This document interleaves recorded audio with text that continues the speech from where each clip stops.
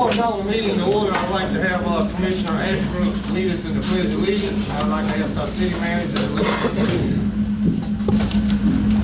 I pledge allegiance to the flag of the United States of America and to the republic for which it stands, one nation, under God, indivisible, with liberty and justice for all. Let us pray. Dear Heavenly Father, we thank you for this opportunity to come here and do the work of Port St. Joe. We ask that you lead us, give us good sound judgment, and be with us, our community, and our country this week. In Jesus' name we pray. Amen. Amen. I now call this meeting of the Port St. Joe City Commission to order. First items we have is couple consent agendas. We had a regular meeting on 8/7/18. Then we had a workshop meeting on 8/7 of 18. Has everybody had a chance to look those minutes over and need a motion to approve? So moved. Motion by Commissioner Ashbrook. I'll second. Second by Commissioner Larry. All in favor say aye. Aye. Motion carries.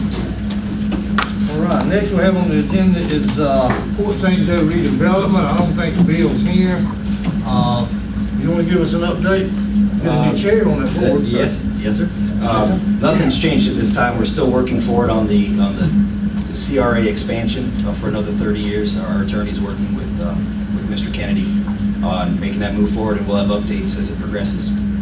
That's all I have, Mr. Mayor. I just like to say, we're coming along pretty good. Looks like on Reed Avenue with the paving and all. I should be through with that before too long.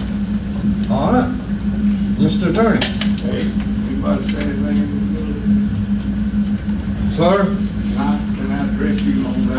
I'd rather you wait till citizens comment. We're not voting on anything. Yes, sir. All right. Yes, sir. Thank you, Mr. Mayor. Just to follow up on Commissioner Ashbrook, so the board's aware, I did speak to Ray Greer, as was discussed at the last meeting. I spoke to him last week. It seems to be something that he's well aware of and something well within his capabilities, so we just need to get him engaged. Otherwise, Mr. Mayor, that is all I have. I will have likely some comment on some of the business that comes before the board tonight, but at this time, that's all I have. All right. All right, Jim. Yes, sir. The first time is the road bond money in reference to the paving. The paving is moving along nicely. Reed Avenue is just about completed. We do need to look at the remaining funds that we have, a little less than $100,000, to make some decisions of what we want to do. Clay is willing to price out any areas that you want to price out in there, but we still have about $100,000 that we can use to pay. I know I talked to you today, Jim, about some spots in the monument and on Reed as well. One question on Reed, Clay, you might can answer this, is there's I guess a little bit of overpaving on some of that concrete curbing and stuff. Are they going to clean that up, or is that something we can get them to do? Because I know I'm going to hear about it. In the curb line or the gutter line? Well, kind of where you might have some splash over into the curb. Okay. Is that something they'll come back or is that something extra we might have to?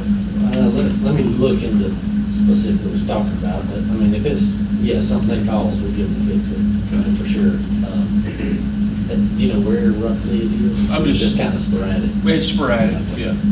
Yeah, I'll look at it this week and absolutely if they call us, we'll go correct. But I thought that might, I know if it's one of those issues, we might have to go back and do that, but I know there were some other places. One thing we talked about today too, I think me and you briefly touched on about the crosswalks. Yeah. That's something we could look at too, if it's something you want interested in. You know, when you pave all the road and something that's still left over on there, something maybe we look at. I'm not sure what the price will be on that, but maybe you get place to price that out for us. Yeah. That might be ideal too. Yeah, they're going to, if they hadn't already to you, they'll stick out like a sore thumb. Yeah. New road, they're pretty beat up, but that's an option, crosswalk.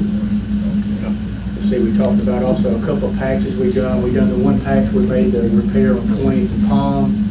We got a couple on 7th Street, and we got a couple of patches. It's not much money, so things to think about there. Let's look at the other roads in town. If there's roads, I guess the biggest obstacle we're looking at is do we have any old utilities underneath them? That's, I guess that's our biggest obstacle. Yeah, Clay, we'll price that anything you think of. Okay. Thank you. The next item is in reference to the community garden. Commissioner Langston talked to us last week about it. You want to talk to us tonight? Yeah, I talked to, I called the guy that's with St. Joe Company, Mr. Starr, and he's willing to let us get the garden. And I talked to the guy at the county, Mr. Baudry, and he's going to check into, I think we have to have some type of insurance before we start, but he's checking into that at this time, and once we get that done, we'll be moving forward with that. Where is this land now? It's right there on North Garrison, Mhm. right before, on the right-hand side at the end of it. Right, okay. Mr. Roy Lee had it before, and they grew a lot of vegetables and things. What they do is when you grow them and you hand them out throughout the community to the elderly. We box them up and hand them out throughout the entire community to the elderly. Right, okay. Good idea. The next item we have is a reference to the grinder pump contract. We talked about it briefly at the last meeting. I believe Mr. Reynolds is happy with the current vendor that we have that we're getting our grinder pumps from, but our contract does expire. And we've been working with Attorney Albritton to see if we could extend it out of there. I'll let him speak, but I believe we can do it for a one-year period, man. Yes, Mr. Mayor. The original contract was for 3 years. It expired and it was renewable for one-year terms. March of this year, it was renewed for an additional one-year term. At this point, I believe it would be appropriate if the commission wishes to extend for an additional one-year term, that the city enter into that agreement. I have drafted an agreement which is in your package, which contemplates that. If for some reason the city wishes to go more than the one-year renewal, after speaking with Mr. Anderson and my review, I believe it would have to be put out for bid. My understanding, and Mr. Grantland would know more than I, but my understanding is that Mr. Grantland's satisfied with the services as are, and the city would like to extend for one more year. But again, that's more Mr. Grantland's purview than mine.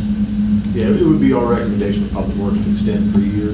My understanding of what Mr. Albritton determined, it is accurate. So, if the board wishes to extend it one-year terms, you can certainly do that at you guys' discretion. Mr. Grantland, are there any savings for extending it out further? No, as far as instant savings, no. You send something out for bid, you don't know what you get back. So we'll definitely have to go out for bid next year. Following. Is that what you're saying? No, sure. What I'm saying is if you want more than a one-year term, you'll have to go out for bid. So next year, you can extend it again for a year if you wanted to. Okay. Pursuant to the approved original contract, that's what we're operating off of. And then I'll tell you when that was. That agreement's dated August of 2014 was the original contract. And again, that amendment I drafted in, it's in your package, I believe. City staff placed it in the package.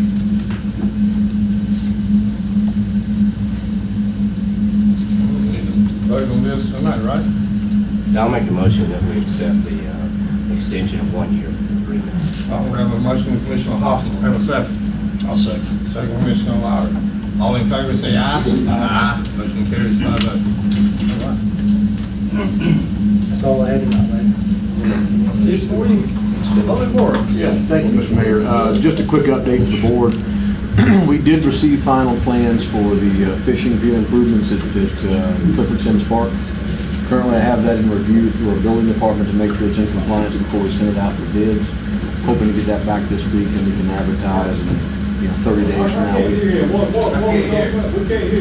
Speak up then, John. Sure. The plans for the fishing pier improvements for Clifford Sims Park, we received the final plans. We are currently having that reviewed by our building department.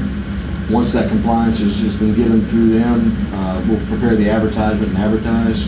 Hopefully, once that occurs, within the next 30 days, we'll have that back in front of the board for you guys to evaluate and either approve or not approve. So that's where we're at with the fishing pier. The second item I wanted to bring up is we're working with Ramsey's to create a sports accolade sign for the entryway of the city. I'm hoping by the next meeting we should have something back in draft form for you guys to look at, approve, tweak, modify, whatever you want to do, or approve it, and then we can start that in production. There you go. That's all I have, Mr. Mayor. Any questions for John? About surface water? Larry, who's, He's actually on vacation. oh, on vacation? Yeah, we did vacation. Let's go to the finance director. We had a finance budget meeting today at noon. We presented a balanced budget. We went through several topics of professional services, contracts for consulting, accounting, and legal. And there was some discussion about the legal aspects and how we move forward with that. We just need some guidance. You know, I had some discussion this afternoon with somebody that's pretty prominent, knowing, you know, what it takes for city attorney to run the side of the town that we have. And he told me for what our attorney is asking, that's very reasonable. He told me if you're lucky, you get it for $75 and maybe $100 to $125,000. You know, I personally think we're getting a good deal. Now, Mexico Beach is over $60,000 that they're paying right now for their attorney. so, Let me share my thoughts on it. First, let me say I think our attorney is doing a fine job. Haven't had anyone tell me otherwise, both from the board and staff. I think we're right on schedule. My concern today at the budget meeting was that we're currently under an agreement to finish the contract that we originally had with the past attorney, and that paid $36,000. And the city attorney signed on with those figures to finish out that contract, is my understanding, and now has requested an increase to go from $36,000 to $54,000. And I know that we're working a budget currently where the employees of the city are looking at a 3% raise. Well, if you do the math between $36,000 and $54,000, that's a 50% raise. So I'm not comfortable in signing off and agreeing to a 50% raise for anyone unless I know that that is what the market requires. In another job that I have, we deal with a lot of attorneys, and we did have to go up from $92 an hour to $155 an hour to keep up with the current market. Well, I think we need to do some due diligence in finding out how many, if any, would be willing to work for 36 and maybe 0. But I think we need to at least entertain the offer of asking people, just like the mayor said, he asked one person and they said, well, I think that that's a fair rate. And that may turn out to be that case. But I know that when we had a vacancy, we had 5 names, 4 on paper and 1 by phone call. So I think it would be fair to at least make an announcement that we are interested in a full-time attorney and see if anyone else applies for the job. That's where you get the analysis and the data to make a decision, not just listening to 1 or 2 people. I want to see what the market is requiring us to pay, and I just think the increase of 50% is quite hefty in a year that we're offering 3% to our city employees, and at the same time looking at a 7% increase in health insurance. So I just think that we need to at least do a job announcement, see what type of response we get first. If we get 0 response, then we go to the next step and we negotiate pay increase with the current attorney. That's my feelings on it. Mr. Mayor, could I address that? Sure. And Mr. Hoffman, I've enjoyed working with you since you've come on the board, and I just appreciate an opportunity to just address your comments. When I came on board, I believe in May of this year, at that time, the city was without a city attorney. The city attorney had been terminated. The city needed the services of legal counsel, and I agreed at that time, at the request of the city, to assume his contract until October of this year. It was clearly understood that I would be seeking greater compensation than the $3,000 a month that the current city attorney's contract calls for. My individual meetings within the then board, I discussed this, which was the same 4 members here today, plus at the time was Mr. Bozzett.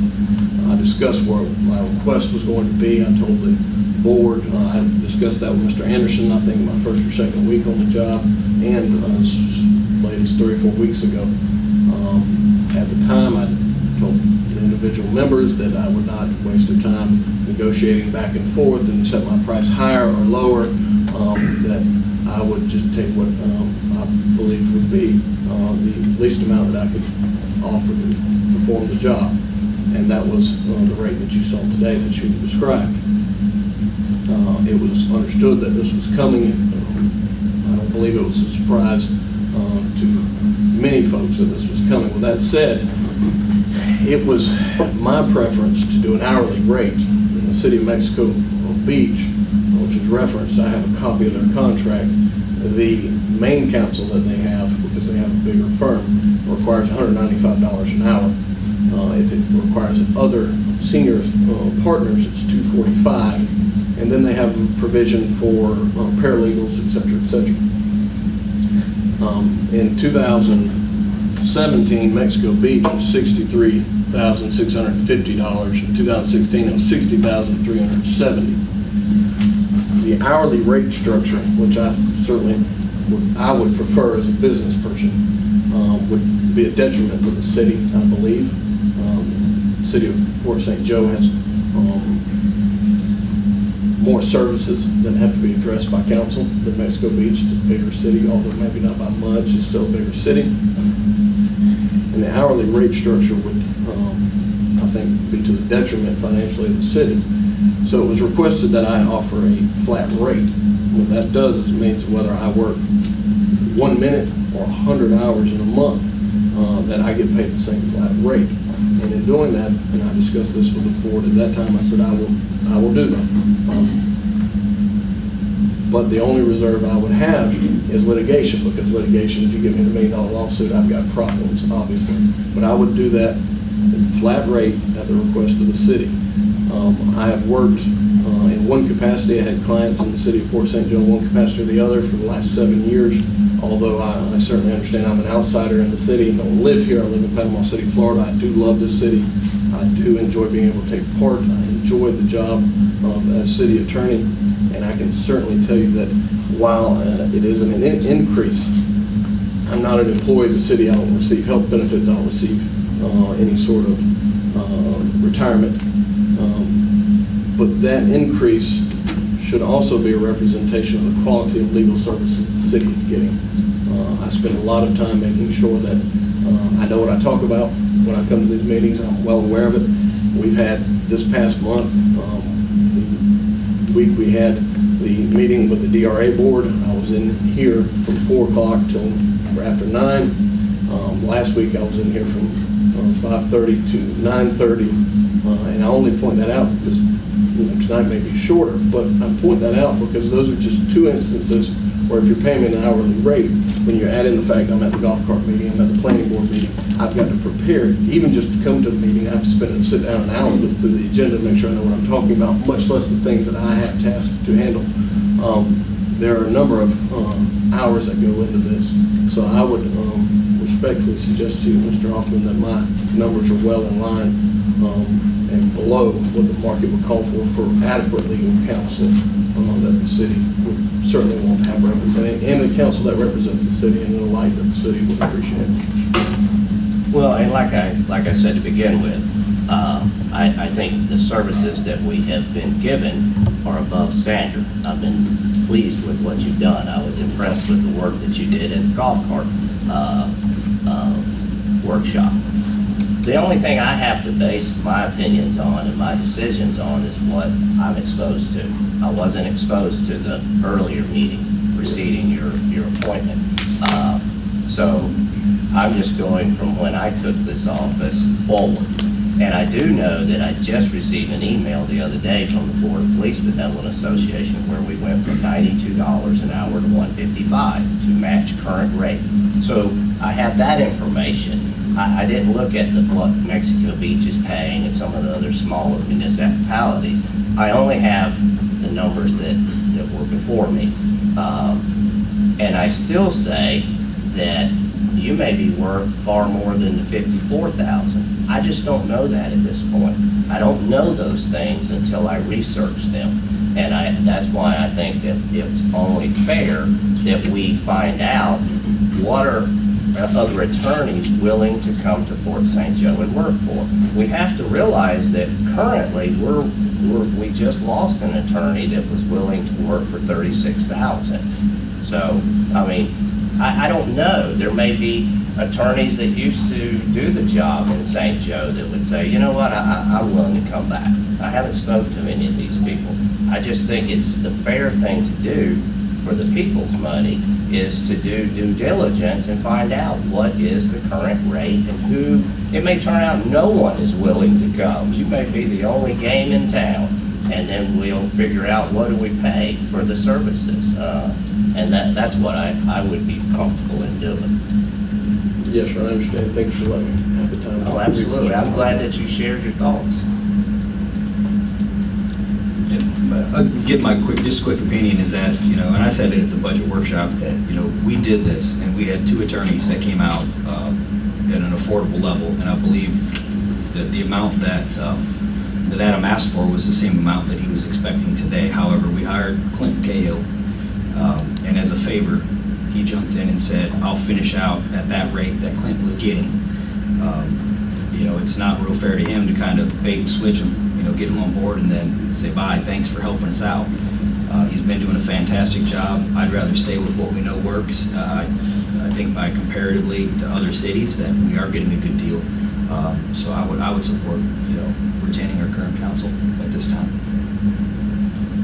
I would too. I remember when we did make the motion, the vote, and it was basically Adam and Jim work it out on what the increase will be later on, and you know, brought it back to us in the budget, and it's balanced, and I don't see any issues. Yeah, I support Mr. Albritton also. I think that when I first came on, we were in some trouble seeking an attorney, and he stepped in and did a great job. It takes a lot to give legal advice and to be an attorney, and he's been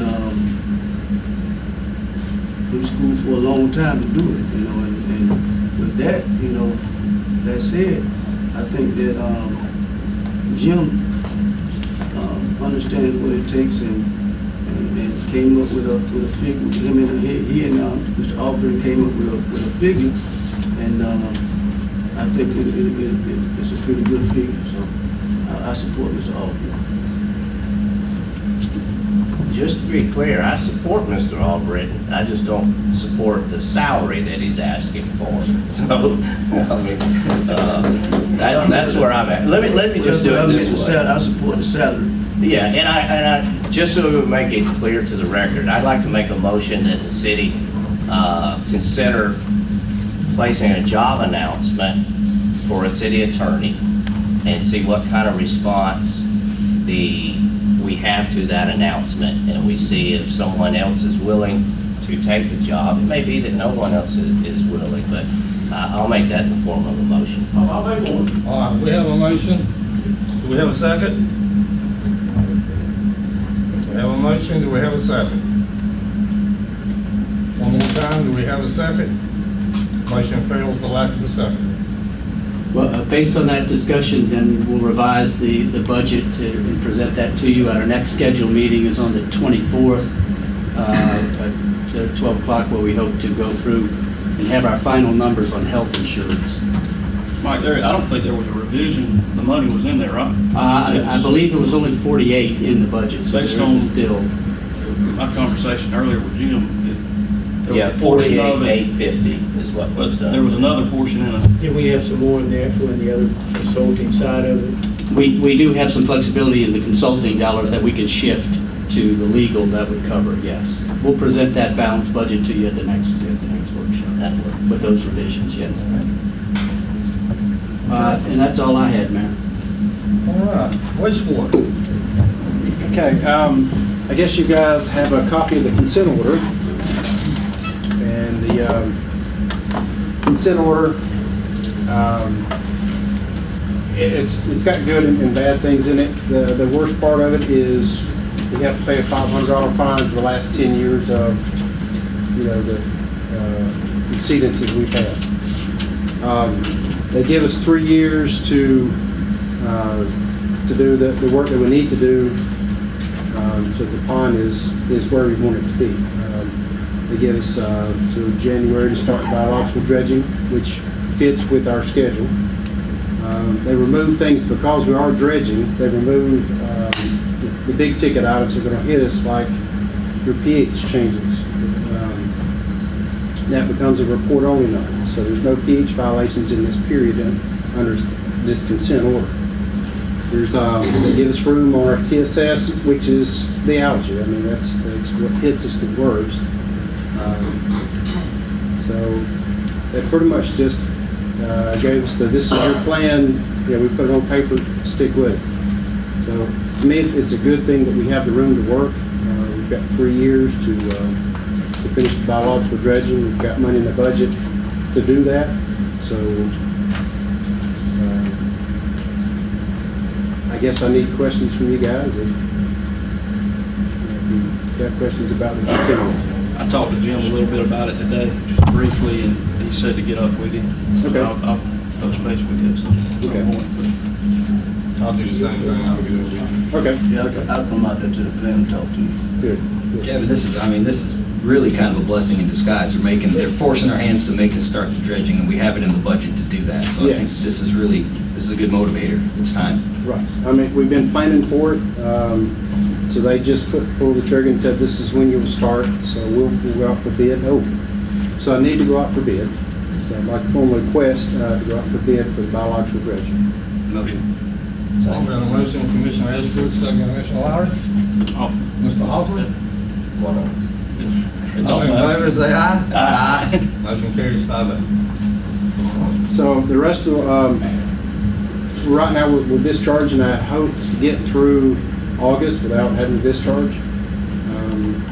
We're getting a little bit high on the pond, so we're discharging now. We started this week, and so we'll run the last 2 weeks of August, and then we'll probably run until we may run right on to the winter, until we get the pond down really low, kind of like we did last year. And that gives us a chance to, next summer, if everything works, pond's really low, we'll be dredging on the other end of the pond where we pull the water from, so that'll help us on our discharge. And some of the things that your biological dredging you can expect, and we need to write this in our agreement we have, is going to be expected to remove the sludge from the bottom. That's a major job, and then the other parts, you got to mitigate the algae. So those are parts of the bid specs that we'll have. And Kevin, you're going to use the results of that first test that was done as kind of a guide to say this is our expectation, and if your product doesn't perform, there needs to be something in there that says we can cancel. That's correct. We had a 6-month trial. Now that was a really good trial. It was good for the city. The guys came out for 6 months. They got a lot of sludge off the bottom, and in that 6-month period, we didn't have anything for the algae to eat on, so they starved out. I mean, that's kind of its job. So that's what our expectations will be for the next piece of it. This was the group that didn't charge us anything, right? Right. They didn't charge us anything, so we've got 2 trials so far. One worked really well. One did okay on the sludge, but didn't take care of the algae issue. So one's hardier than the other. That's what we wind up with in the two trials. Mayor, one thing we need to do too, we need to agree to the consent order. I mean, DEP's asking us to respond back saying we agree to it to sign off on the consent order. So we do have to have the board approve to do that. All right, we have a motion for that. Have a motion from Commissioner Langston. We have a second. Second. Second from Commissioner Ashbrook. All in favor say aye. Aye. Motion carries 5-0. And the last thing is, when you see Mark Manley, he took his test and he's passed. He's now an official operator. So he's passed his state exam. So it's kind of a challenge for most folks. It was for me and everybody else that's ever taken it. Congratulate him when you see He's pretty him. knowledgeable about things. He's doing Pretty well. knowledgeable. He's I've doing known him a well. long time. You've got a good employee there. Yes, yes. Anything else? That's all I got for the good. Don't have anything else? No, sir. All right, city engineer. Just one quick one following up on Reed. The plan on striping Reed is probably the Sunday after Labor Day, if that works for everybody. Come in on a Sunday night.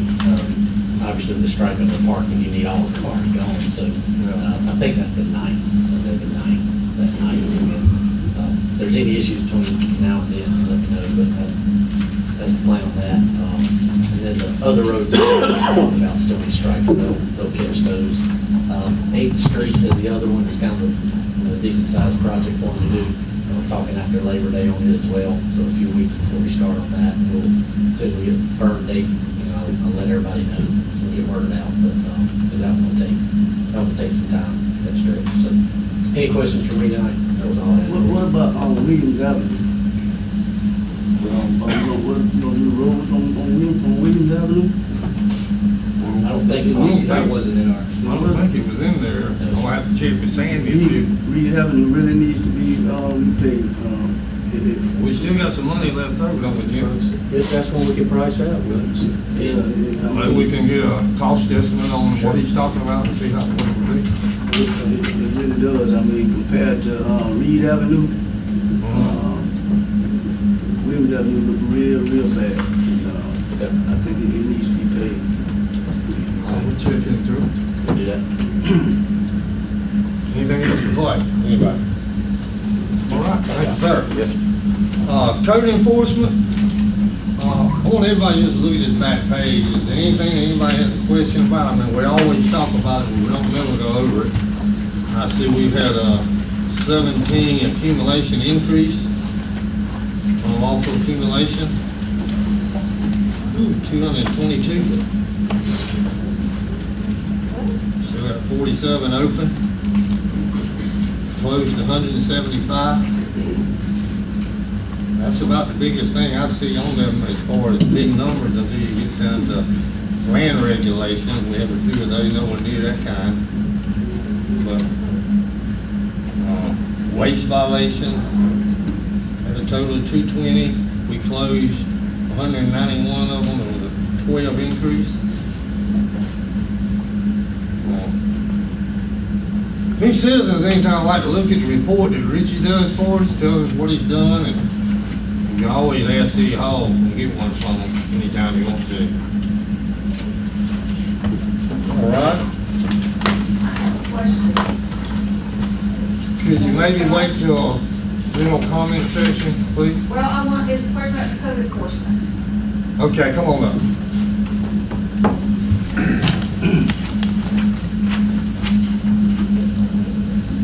And it may be already covered in one of the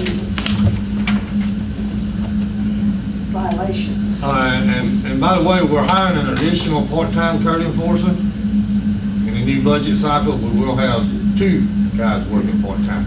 But I think we need more time in the field. Yes, ma'am. Claire Morris. I just had a question. I noticed, and you've probably seen it being right there on 10th Street, but there's the house on the corner of 10th Street and Garrison. And the roof has been caving in and the front porch fell off of it. And, I mean, I know a lot of kids go back and forth to the thing, and it would be tempting. And I don't know if that's been addressed, but I mean, that looks really dangerous and it looks really bad for the city. Yeah, I think we had some problems legally there.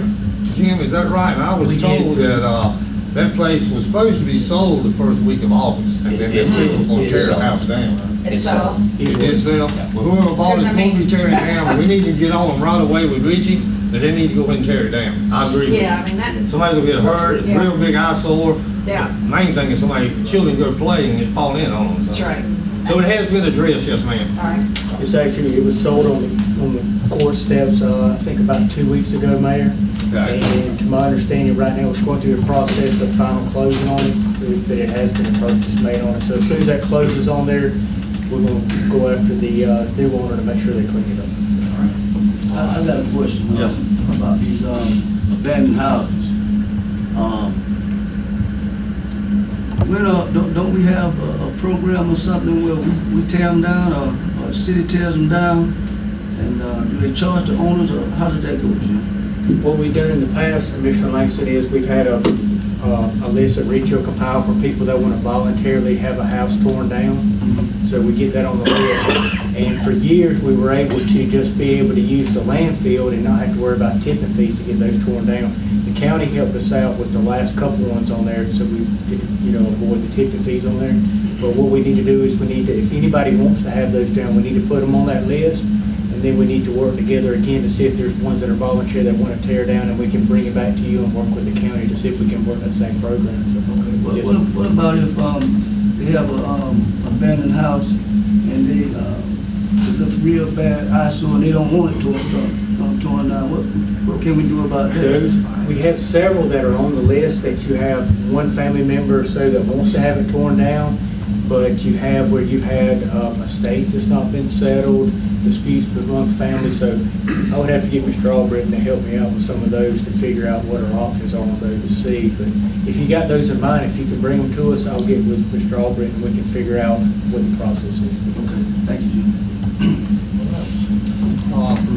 Police department. Thank you, Mayor. I don't have anything on the agenda tonight. Board has any questions for me? Well, first of all, I'd like to commend the police department. I found out some things today when we had that budget meeting that it was hard to believe that you're working with one officer on the midnight shift, and commend them for the hard work that they're doing. Also, I like to talk about a little that Avenue 8, when they're coming off Avenue 8, they're treating it like it's Highway 98 or 71. I wanted to see if we can get some, maybe we can get some signs, or maybe we can get some signs or something to try to get them to slow down a little bit. I think, in the entire Port St. Joe, they're speeding, but I think I can see Avenue 8, So I know that how the staff is kind of short, but if we can do what we can to slow that speeding down on 8. Is it the whole avenue, or is it on your end? Yeah, they come off 71. I guess they take it like it's a shortcut. But when they come off 71 and we have kids walking down and then when the school buses riding there, like the bus not even there, like kids not even walking down the sidewalk, So if you can help us out with that, I appreciate it. I'll get with John and we'll find some places to put some speed limit signs. And Chief, can we park a dummy car out there? Pull it off the boat ramp a day or two? yeah, we could do that. Okay. We'll try to. I'll let everybody know so they'll spend more time over there too, trying to write some tickets. Okay, I appreciate it. Yes, There's sir. not any stop signs on that whole street. We might can add something. There's not any on the side streets coming off. The side street's coming off, but not on. where you gotta Oh, you mean stop put in going a there. stop sign? Yeah, probably two. The one that's before the railroad track. It's North Garrison. North Garrison. I do Langston Drive too, right there. Yep, that's going down in that area. John and I'll we'll go tomorrow. You have to be all We three. got time, and we'll go look and maybe bring a recommendation back in. Okay, I appreciate it. Anything else for the chief? Anybody? Good. Thank you, sir. Thank you. Ms. Shaw? No, sir, I don't have Don't have anything? No, sir. Tonight, we'll have citizens to be heard next. Now, we will be using the 3-minute rule tonight. meaning you'll have an initial, you'll have an initial. Please let me finish talking, people in the audience. Oh, you can't hear me? All right, I thought I talked loud enough for you to hear me. I said we're gonna use the 3-minute rule, meaning you have an initial 3 minutes to speak. After your 3 minutes, if any commissioner wants to give you an additional 3 minutes, you can get an additional 3 minutes. Okay, I heard you. Okay, so I'm sorry, Robert. No, that's okay, go ahead. All right, so we'll entertain anybody from the audience that wants to come up. I brought a little something I'd like for you to look over. I'm Fred Morrison, 1304 Marvin. I took a little trip, Robert and I did, over to the Field of Dreams. You know what the land is like there between 10th and 8th, am I right? I would like for you to sample these. These are the ones that come from right over next to the Child Development Center. You see anything wrong with that? It needs to be sent off and analyzed, don't it? Number 2 is that there was no water standing on that land. After all this rain we've had, nothing. All right, and now we got to the point that, just a moment, let me get my paperwork. I like to be thorough. You got a layout right here, Mr. Smallwood, that said when they were building the Child Development Center, that they went to the geotech report for the Child Development Center building. All right, that is approximately a 20,000 square foot building. That's why they had to have that. Is because you have to take the surface off and come back in with a certified sand clay mix for the slab.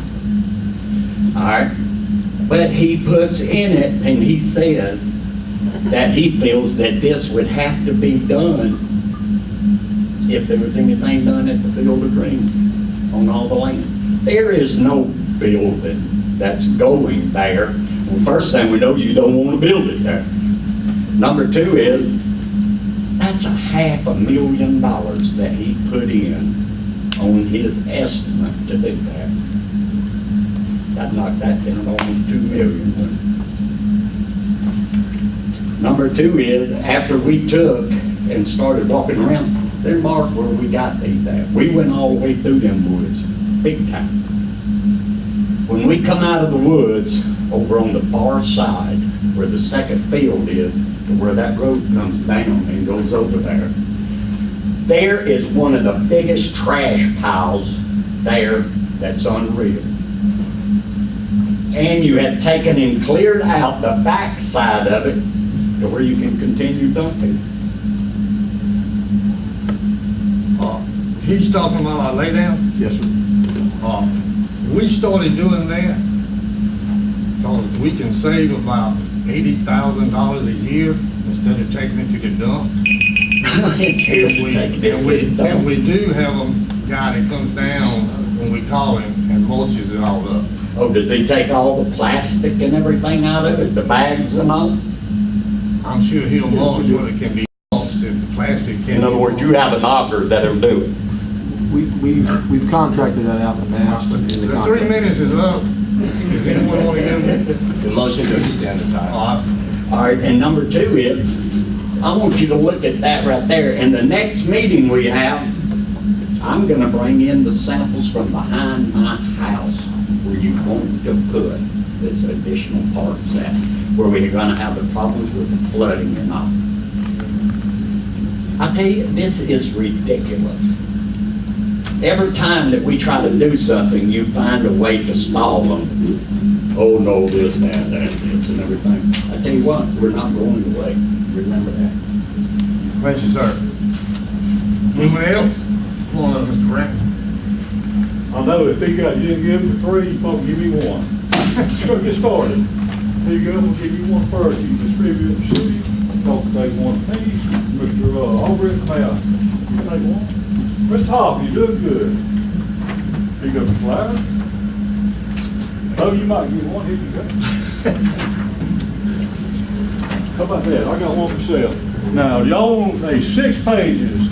We want 5 of y'all read the page, and me read the page, or how y'all do this? It's up to y'all. Let's start reading. So you may give me 3 minutes. It might take longer than 3, so we need to get started. And tell me what y'all see, and if I see it any different, we'll stop.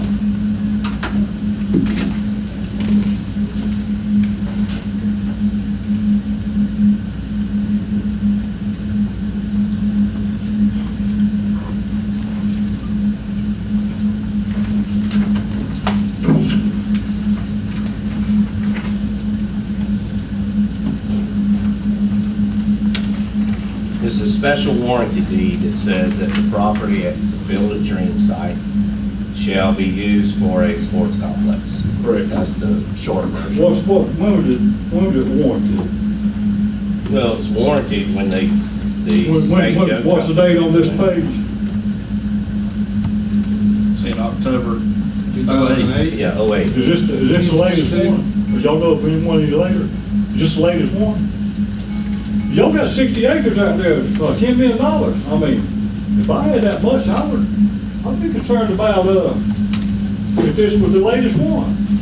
Somebody might have done got your land. You never know.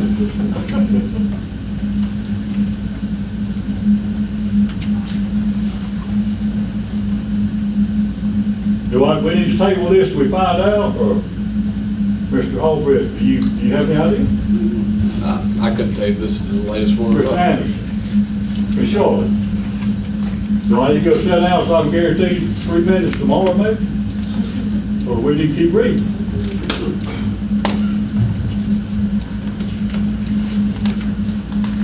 Is there anything, Mr. Branch, you can point out to us that we No, don't have to look for that you got in mind? Just keep reading the pages. I've read this 100 times, and probably read it 100 more before, if I need to. But I'm not good at reading sometimes. There's some signatures on there. There's some land layouts. I got scratches on my arms too, but I dug the dirt. I'm not trying to hide anything. I put it in the bag for Mr. Fred there.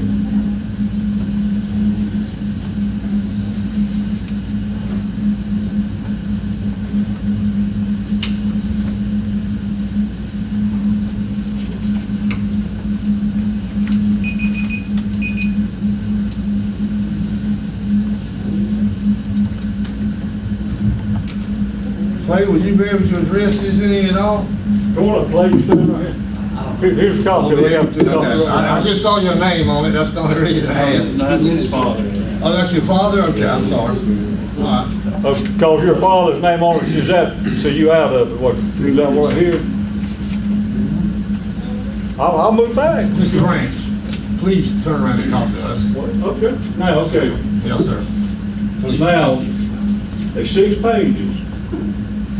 And I can come back later. I mean, it's not going anywhere. It's been there 10 years. It's not going anywhere.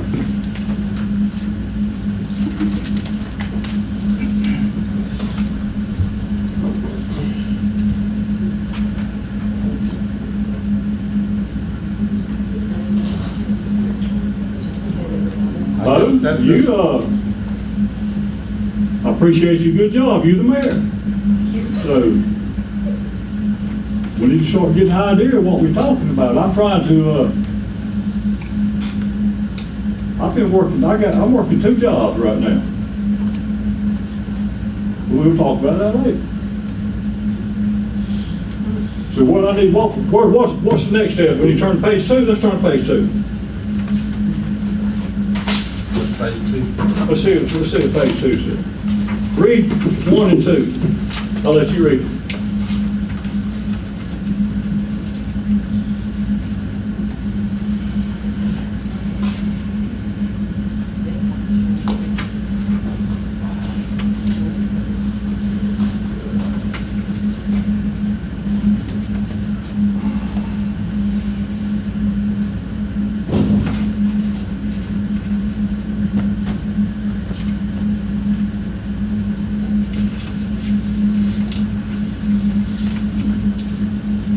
Mr. Albrecht, would you like to read it?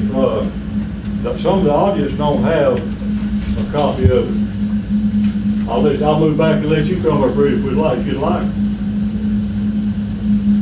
Cliff Note version for it? I know what it says. Here you go. Read one or two. You want to read the book?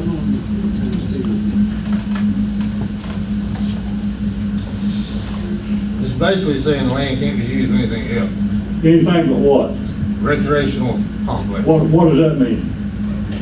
That means we can't use it for anything else. We can't, unless we just give it back to St. Joe. Where does it say give it back to St. Joe? Bo, I know, but that's what we could do, is what I'm saying. Mr. Mayor, Mr. Mayor, what are you talking about? Mr. Mayor, before you start interpreting this deed, I would ask that you allow me to review it. I was not aware this was going to be addressed tonight. I'd ask that you allow me to review it. I appreciate that. Okay, now may I have 3 minutes, being that we didn't go to one next. May I have my 3 minutes, because y'all didn't answer that question. I'm requesting 3 more. Is the 3 minutes up? Bo, now listen. I didn't hear it. I was had my mind on this thing right I here. know, and I'm trying to do my best to work. I'm not listening for a You bill, didn't I'll tell answer you my that. question in 3 minutes. I'll make a I'm motion to requesting extend 3 this time 3 minutes. All right, you got 3 minutes. more. I appreciate it. Got a second? Okay, well, I'm here. Second. We got a motion? Second to talk. I sure appreciate y'all. We move right on along. Now, I don't normally take notes. I'm gonna talk about some good people I met during this venture. No, I hadn't known them before until February. That's Mr. and Miss Rogers right there. Good people. I went down and paid them a visit Sundays. I looked at some of their problems. They've been asking y'all to help. I said, let me see if I can help you. I've been dealing with this water in my backyard. I'm just a block away, so show me what you got. Okay, they've been up here since February asking y'all for help. How many times y'all been down there? Mr. Hoffman's down there. He missed me. Talked to Mr. Ballbar, neighbor. Everything's good. How many times y'all four been down there? Y'all even know where Marvin Avenue is? I have been down there, yes, sir. When? At least twice. When did you go down there? I didn't take notes on what day I Well, Bo, when went you down go, there. you need to take But notes. Because I didn't take notes, when somebody okay? asks, you need to give the right answer. Okay, now, I've heard y'all four, mainly you, Bo, Mr. and Miss Rogers there, y'all have bad mouthed him since February. It's on recorded that Mr. Benny Roberts right there was supposed to move Mr. Hart. 3 years y'all made it all on him. And now, if I got enough time, I'm gonna tell you something about Benny Roberts. I come up in this town, I'm 58 years old. I told y'all before. I come through that ballpark. And that man right there, I'm where I am now. I respect him. And not only that, I worked in Arizona County for 31 years out there. As my supervisor. Now, if we had about 2 more just like him, I'd get y'all that field of dreams. And if I live long enough, I'm gonna get it. But it's gonna take like people like him to get it. Mr. Lowry, how long you lived next to these people here? I'd say roughly 2.5 years, When did you move out? several years ago. Why? Did you like the neighbors? I'm asking you why. I'm not trying to put words in my mouth. I mean, why'd you move? I've had a family. I mean, That's good enough. It seems like, you had to respect your neighborhood. You could at least help them. You lived by them for years. At least you could go there and pay them visits every now and then. And maybe ask them, if I can help you. I can tell you this. I see my timer's gone. That's all they say now. Thank you, Robert. Anytime I can help y'all. Someone else from Elvin. Come on up. Hey, gentlemen, good to see you. I'd like to discuss another document that, Bo, you were sitting on the city board when the update to the interlocal agreement took place in 2013. This is a document that goes all the way back to 2005 between the city and the county. The 2 gentlemen that signed it back then were Frank Pate and Nathan Peters. And one of the stipulations was that the city and the county would work together in order to utilize that property that was given to them for Field of Dreams. That was in 2005. In 2013, even though the bottom fell out of the economy, it was time to update the interlocal agreement. And number 7 reads, in 2013, this is the latest edition, city and county shall continue to cooperate in joint development of the sports complex to be located on the approximate 60 acres, used to be 75, but now it's 60. That's interesting. Donated by the city, to the city by St. Joe Company. That's the Field of Dreams. So here we are, we're in high times. You got a lot of people willing to step up and help with this. Y'all signed an agreement. This has been going on for 13 years now, and instead, you want to bring a sports complex behind our homes and devalue our homes. That's not right. You were given 60 acres, 75 acres, but now it's 60. And this property belongs to every citizen in this county. And y'all should be ashamed of yourself for not using it properly. It was meant for a sports complex, signed in 2005, in 2013. People in your district, people in all of our districts stepped up and signed this. And it was hand-delivered in 2005 by Billy Joe Risch. I bet he's rolling over in his grave right now. It's shameful. I'm going to hold you accountable to this. And if you lose this property, I hope every taxpayer pays you a visit and talks to you about this. It's wrong. We asked for 4 things as a neighborhood. Containment of the current footprint of the ball fields. Containment and improvement of water flow, proper size pipes. Containment of cost. Don't bankrupt us. Don't put it all off on our public works. This should be a joint venture. Containment of traffic patterns. You had 200 cars that could have parked there for a parking lot. What do you think that's going to do to our neighborhood? That kind of traffic pattern in a small neighborhood that's been around since the 40s. We're going to continue to push on this, gentlemen, and I'm going to just share one more thing with you. Because you're right, I do get up here and I do get passionate.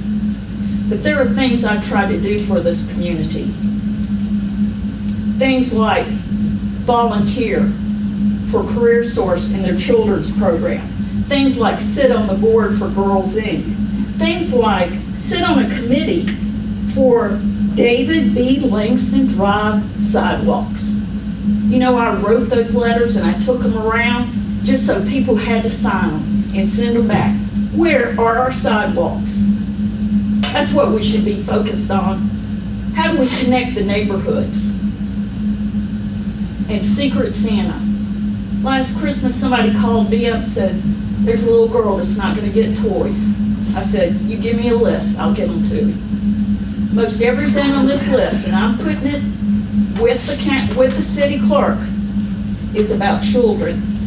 I've dedicated my time, my effort, and my money to try to make this a better community. Y'all should be ashamed of yourselves. Thank you, ma'am. Anyone else? Come on up.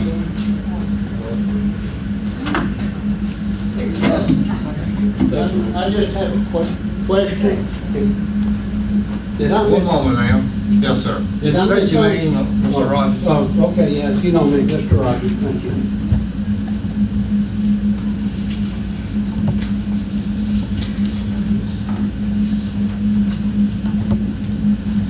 did I misunderstand that they were putting trash out there at the field of dreams? We're putting debris out there that we pick up on the side of the road. That's trash to me, but you can call it debris. And the reason for doing that is not to have to take it to the dump out here, because it saves us about $80,000 a year.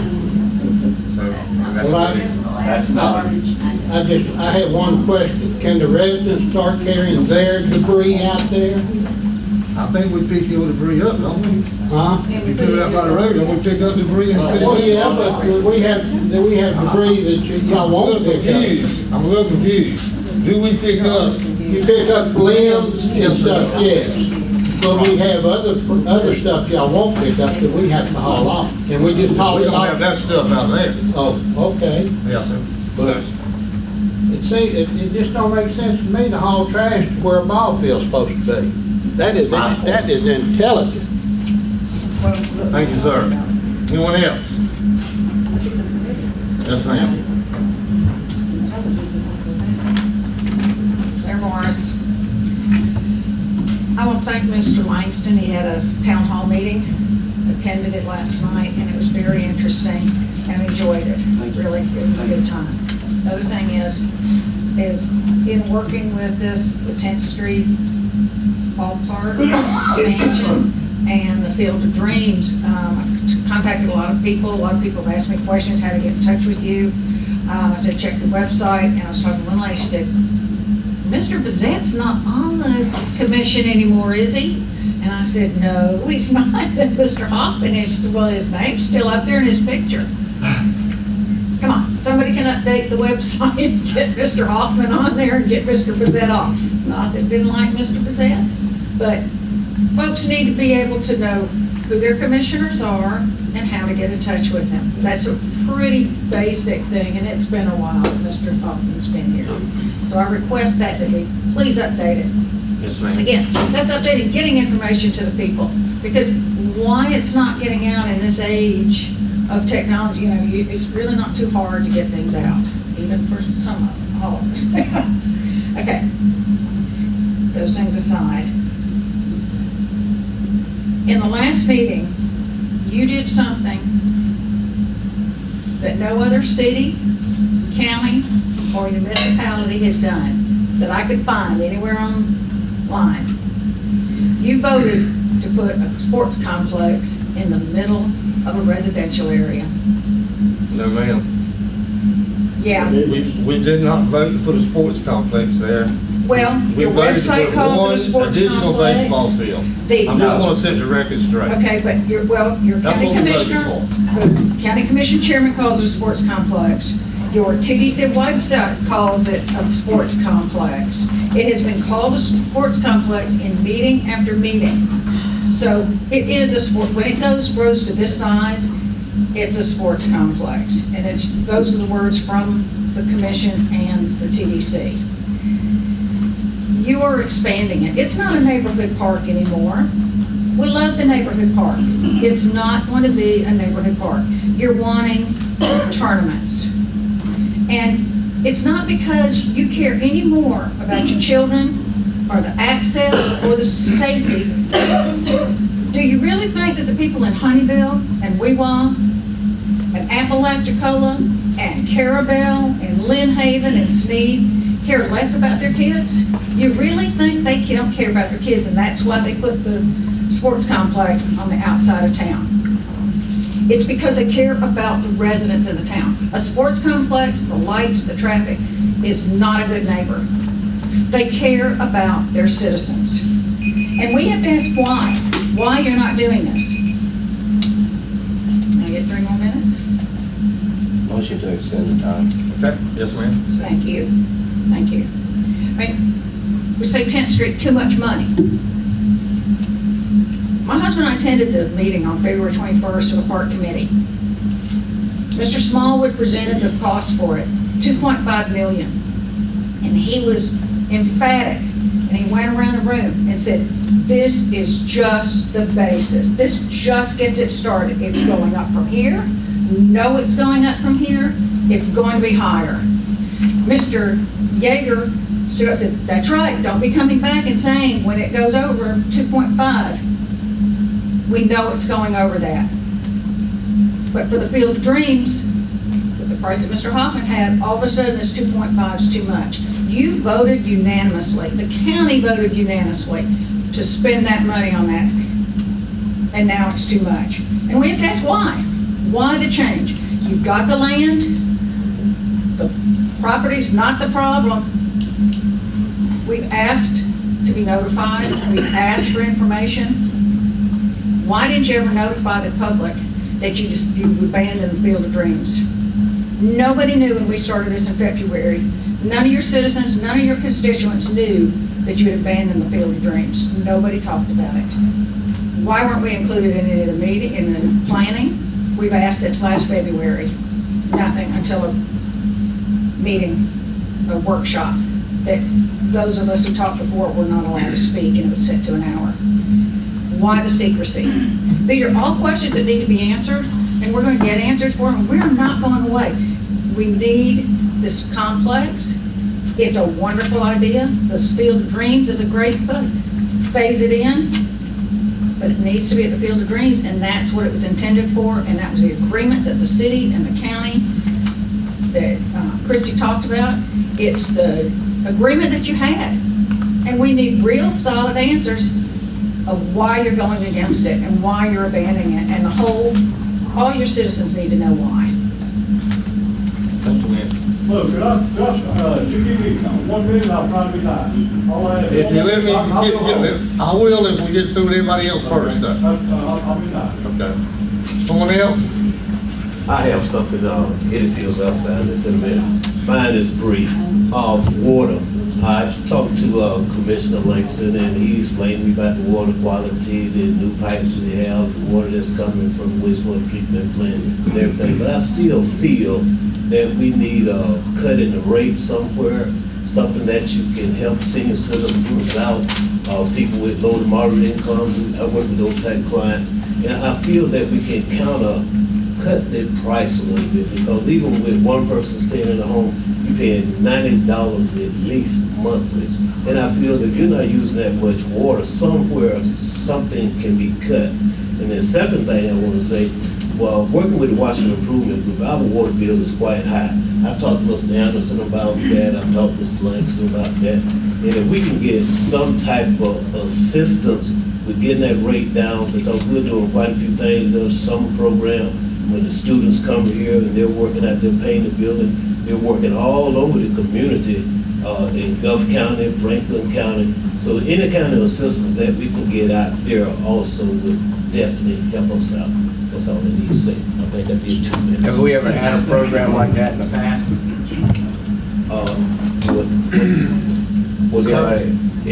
I know that years ago, we used to have the summer rate program, and we did away with that, I guess. Has there ever been a program that would meet the needs that he's explaining now? Currently, what you have is we had a rate study come in. Burton Associates did the first one, I believe, in, I think it was 2010. Right now, you have a rate structured system. It's a 5-year plan. We're in year 4, I believe, now. So that's something you can definitely entertain when you bring your rate study people back in and see if there's a different way that you want to structure it. But as far as the past, has the city of St. Joe ever had a program that helped the elderly or some of these volunteer programs like he's explaining? There might have been years ago, Commissioner Hoffman, not since 2010 that I know. Well, while we're working on the budget, can we at least identify the cost of the water for this summer program? Certainly. And let's see if we can find some funding. We may can pull it from money that may be earmarked for that program, maintenance or upkeep or something. That sounds great. I would be inclined to at least start there and then give us some time to look at maybe a program for the senior citizen. Because I was curious as to what is the minimum water bill for a person like an elderly person living alone? What is the minimum? what you have is you have a base rate, plus you have the usage. Base rate, I'm trying to remember the top of my head, do you remember? The base rate is 28 for water and 32 for sewer. So you have that, plus you get charged for every gallon used based upon Right, that. so you're about $60 a month before you flush a toilet or turn the hose on. And in the rate study, we did address those low end of the users that use the least amount of water, tried to structure the rates that charge more for people who use more water. So we did structure the rates with that in mind for our low income and elderly and fixed income residents to try to make the 0 to 3,000 gallon user the most affordable we could and still meet our debt obligations. So we structured the rates to increase as you use more water. Yeah, I understand that. And maybe we'll start discussing while we're discussing the budget, if we can afford implementing a program that would be, it would identify the people like you're describing, folks that are long, elderly, and paying $100 for water and sewer. That'll be very good to look at least look at it, see what we can do. I feel something can be done. That's what I feel. I don't know everything I need to know, but I do know the bill is high. And they've been high for quite some time. I feel at this point with all the renovations and the other things that occurred, I think at this point we should be able to drop something through a summer program, something. Just come up with something. Work with the budget some type of way, the way we'll spend it. Just making an adjustment just for some type of assistance. Right, I agree. And do me a favor, keep up with it, because if I forget about it, or Mike or Jim, a lot of things just kind of fall through the crack at times. So if a couple months go by and you haven't heard something about a program, give me a call and remind me, and I'll bring it up again. Sounds very good. Thank you. Thank you. Thank you, Mr. Fields. Anyone else? Thank you.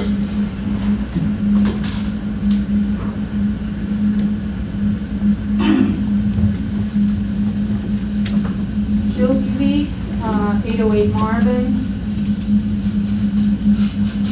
You know, I've been involved with the 10th Street Park from the beginning, from when I saw the first plans, I'll put that.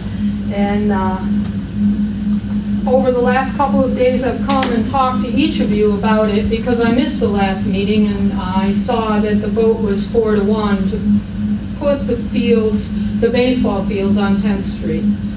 I've tried to ask you what you were thinking and why you did this, and I've tried to understand, and it's my understanding that you have scaled back from your original idea of even making a sports complex at this time, that you have tried to renovate the park,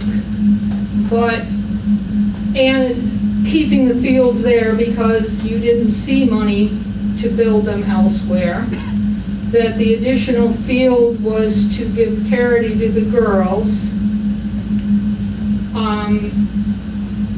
I'm guessing that's where it was, and I guess what I want to say is that after talking to everybody, I really, legal issues notwithstanding, because I had not seen that deed, and I'm wondering what you think you're going to do with it now,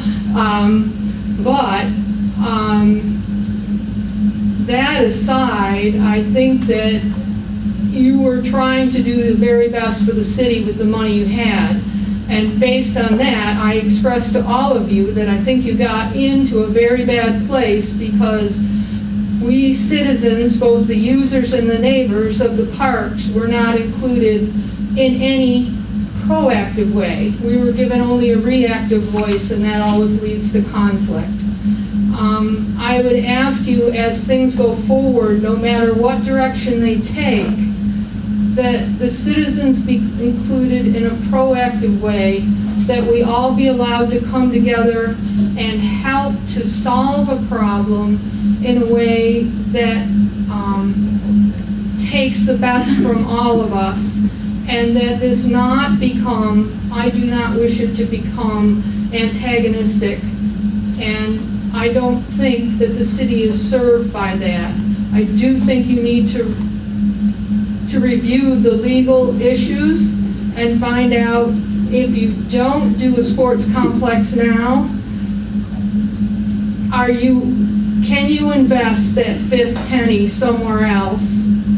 And, you know, is it okay to invest the fifth penny now and continue to ignore the sports complex to put it off to a future date? If it's not, if you find yourself in a bind, then I think we all need to sit down together. No matter what happens, we all need to be together and work to make it what it should be. And I believe if we all work together, no matter what happens, we can come out with a solution that's better for the neighbors and better for the city and good for the good for the ball teams. Thanks. Thank you, ma'am. Over here.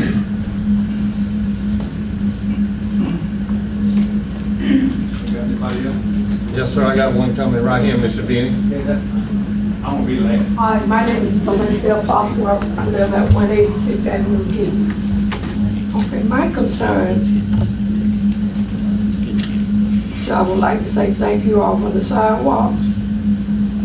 But my concern is people parking on the sidewalks. And all in the streets. Now, all sidewalks have parking space between the road and the sidewalks, okay? The newer sidewalks don't. But mostly people that stays, but the new sidewalks have parking space to park in their yards. So only a few might not have parking space, but they also might not be a driveway, but they have space where they don't have to park on the sidewalk. And my reason for this, because I'm concerned citizen, but I like to hit a child coming around a car that's parked on the sidewalk when I'm driving down, driving down Avenue D. And it's just a very much concern to me about that sidewalk. Now I talked to Eric Langston about it. I also talked with David about it 4th of July night, about the concerns about the sidewalk. I don't know what y'all can do about it, but something need to be done about it. If they have to ticket them or something when they catch them parked on that sidewalk. Because the sidewalk is for the kids and people to walk on the sidewalk, to keep them out the road. And that's my concern. Thank you. Okay, thank you. Anyone else? What have we had done since this came up? What's the rules on that, Chief? Without researching it, I honestly don't know, but I don't know that there's an ordinance that pertains to parking on the sidewalk. Well, there's some parallel parking all along the... I'm not sure. The problem is, I remember when we initially put it in, the concern was there's just not a lot of room between the house and the road. We wanted a sidewalk there for people to walk on, but at the same time, just not a lot of parking period. So yes, we'll take a look at it. May I say something? The sidewalks that are there has already been there. It's room for them to park between the road and the sidewalk. But now the newest one is closer to the highway, but they have, these people on top have room to park in their yard. I understand what she's saying. She's saying instead of them parking closer to their house, they're putting up parking lot on top of the sidewalk. So there's still enough room for them to park in their yard if they wanted to. Yeah, if they wanted to, they can pull in their yard. And most of the people that park by the sidewalk, there's enough room for them to park in between the road and the sidewalk without them being an obstruction, So Ms. Valencia told me this about a couple of weeks ago. I said I was going. Well, it's probably been a month. I talked to it with the chief for a minute, and I guess we're going to try to find some. We'll try to figure out what we can do to stop it. It's a real problem. It is a real problem. And also, while we're on that subject, parking in the road. They're parking in the road and they get out the car and go and somewhere running the house for 5 minutes and leave the car in the road and come back and move. So it is a big problem over there. We're gonna work on it, that's for sure. Yes, ma'am. Debbie Mays from Palm Breeze Way and Palm Breezeway Sewer. During the last meeting at the very end, I talked with you gentlemen, and you pretty much said no matter what the residents felt, 5-1 against the sewer, you already had the money, you already had the grant, you were going to put it in. And you didn't really care, even though we had a whole bunch of people talking about it. So with that in mind, we talked and we asked for a couple of just assurances, and I took a resolution to Mr. Anderson and left him my email. I didn't hear from him. I don't know whether he passed it on to you. I couldn't send it to my commissioner because we aren't part of the city and I don't have a commissioner or any representation, so I took it to Mr. Anderson. And You sent us all a copy, didn't you? We have discussed it, at this point, we've not, there's been no movement to formulate a resolution, but yes, ma'am, we have discussed it. So are you guys going to give us any assurances? Or I understood from the last meeting that the impact fees were instituted by the city to pay for putting the sewer in. And since this is all grant money that you guys all did without talking to us, one of the parts of the resolution was simply saying, well, just permanently waive the impact fee for the current residents, so that if we do have to repair our septic in the future, we at least won't have an impact fee that could be going up, since we didn't want the sewer there, we wanted to repair our septic. The other thing was just a permanent variance under the Florida statute. However, since I hadn't heard back from Mr. Anderson, me and several other neighbors did go to the county. And in fact, one of the neighbors went to Tallahassee, talked to the Attorney General. Well, not the Attorney General, but down from the Attorney General. And we were pretty much told that with the kind of sewer that you guys are putting in, that since it is a pressurized sewer and not a gravity flow, that the 365-day statute does not apply at all. Because that statute was initiated for the big, huge lift stations that people have to build. So actually that we are not as concerned about anymore, because the county has assured us that you guys can't change and say, oh yeah, we are going to make everybody sign up in 365 days. The county's assured us they have our back on that.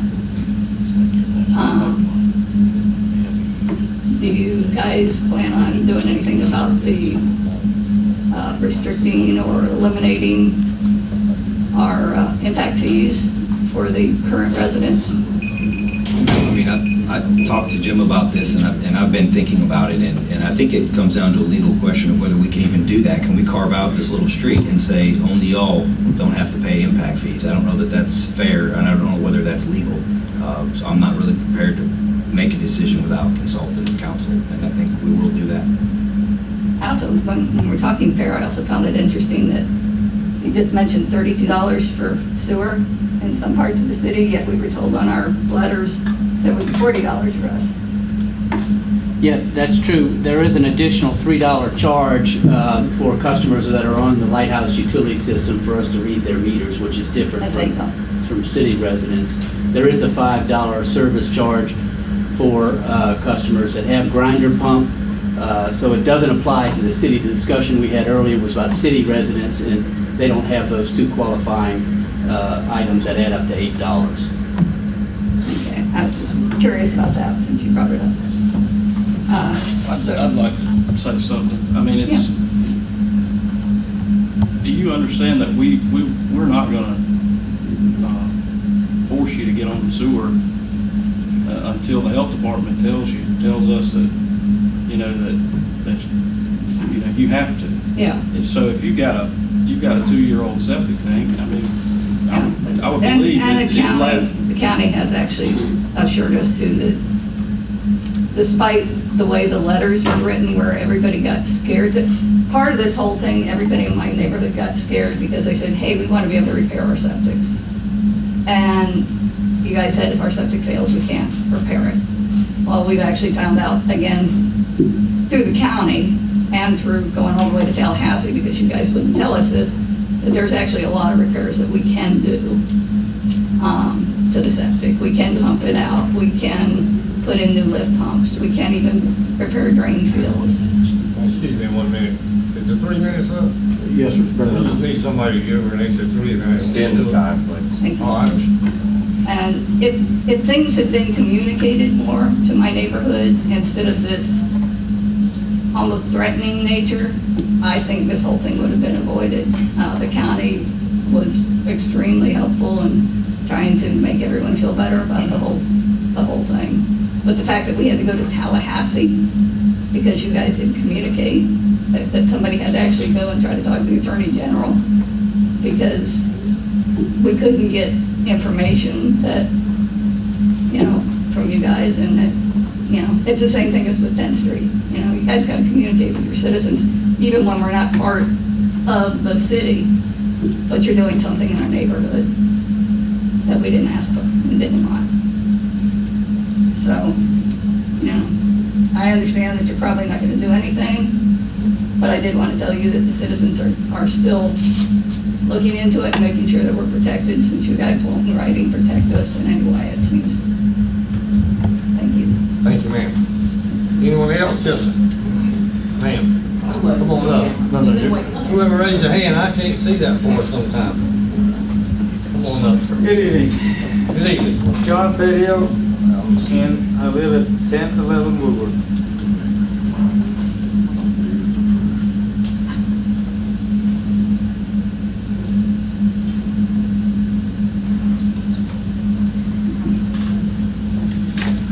Right where the 3 ball fields are gonna be in my backyard.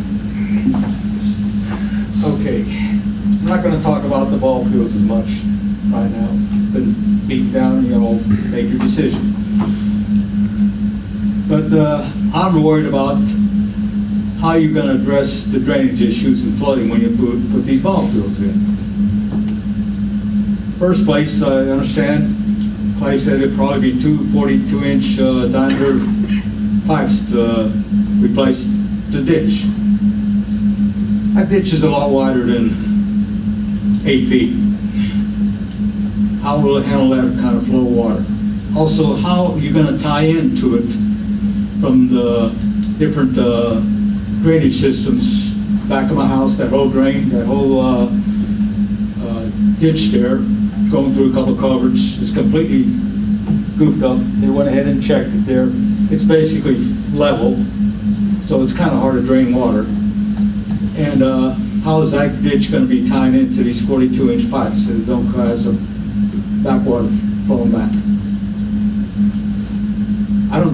It's going to cost a little bit more, I think, doing this stuff in this drainage issue, and I think it's going to be you're going to have flooding down the road on these heavy rains, and it's going to be backing up.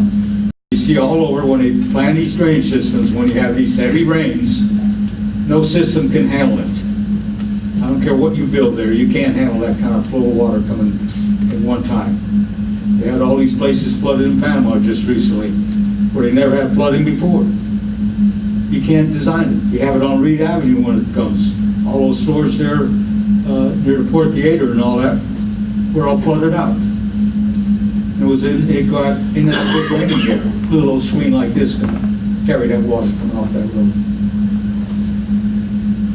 And also, are you going to be building up where this ball field is going to be? What's going to be the height of it compared to the walking path there? Is it going to be elevated more? Where's that water going to drain to? How is it going to be draining into that ditch? That's some of my main issues, and I hope they're addressed, because when houses start getting flooding, look out for some lawsuits. Also, I have to say, your PA system here for the audience flatly sucks. Nobody can hear. Okay, why don't you do something about it? Or you don't want anybody to hear what you're saying? No, sir, we've been looking into it, different things. When? The meetings I've been coming to, it hasn't improved at all. Yeah. Jim, can we get a couple more of these speakers maybe set on either side of the podium? They're not that Let's see expensive. if we can turn up the volume on that. All right. Yes, sir. Chester Davis. Speaking on behalf. Mr. President. I had talked with Mr. Jim Anderson about another amnesty day for the entire city.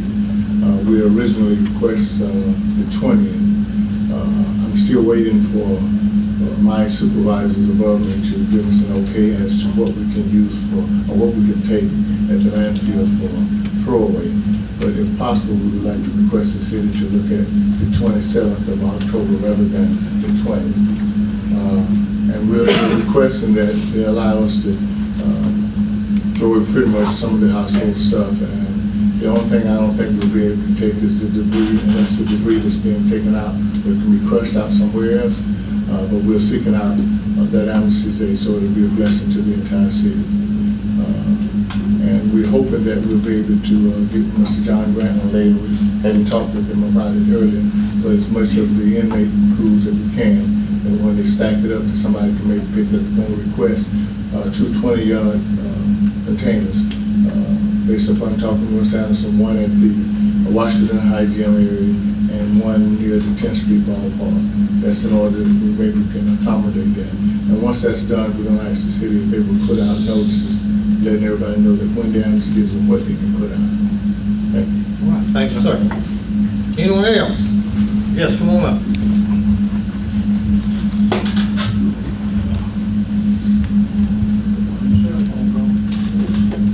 Sure you all know it. I'm Elaine Rogers, 810 Northern Avenue.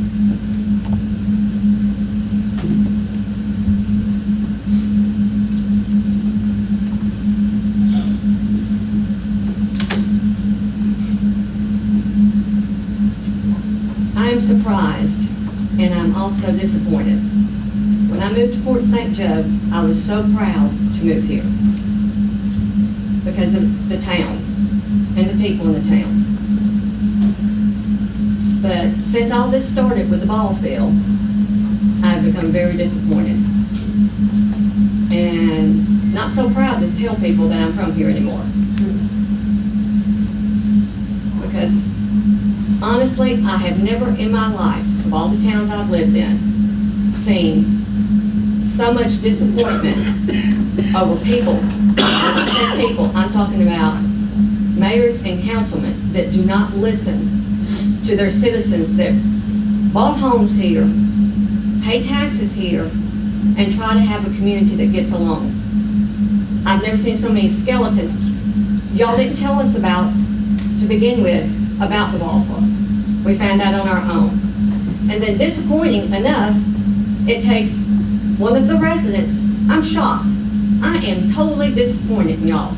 Using land that was supposed to be, that was donated for a ball field, to find out y'all using it to dump trash on?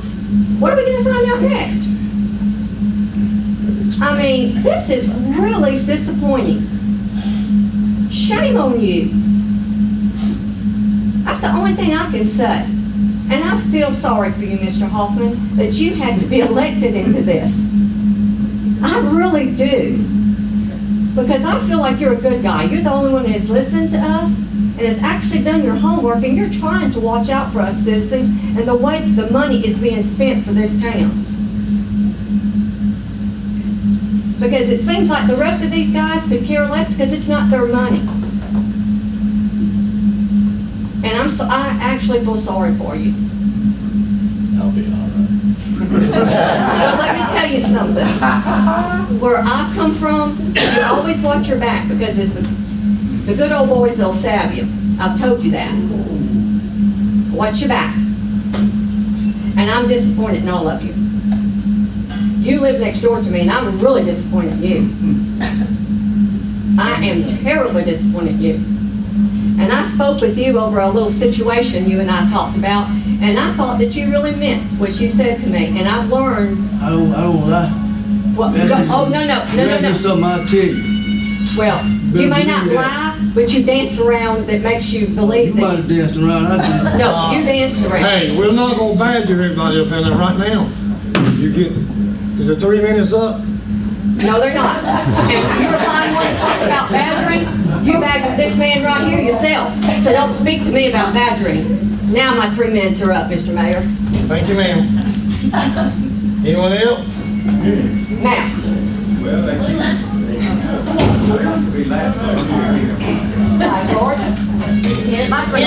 let my neighbors down. Okay, I must say, Carolyn Williams, 1001 Woodward Avenue. What can I say?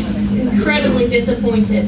It's an expansion, our property values, gonna go in the toilet, gonna say. I'm not excited about that. I'm thinking, how do I apply for a business variance? I need a zoning change. I'm gonna live back behind this.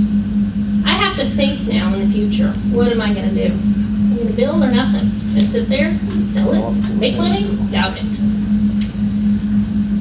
Somebody asked a question if you had all ever been to the park, and somebody said twice. Has anybody been back there since all the rain? Do you walk in the park? Have you been there? Since February, since July, have you walked up and down there? Have you been to the park? Nobody's walked down the path maybe? Looked at these people's neighbors? Look at their, no? Yeah, I have. You have? You have? Okay. Been to the park, wandered up and down the street during a ball game?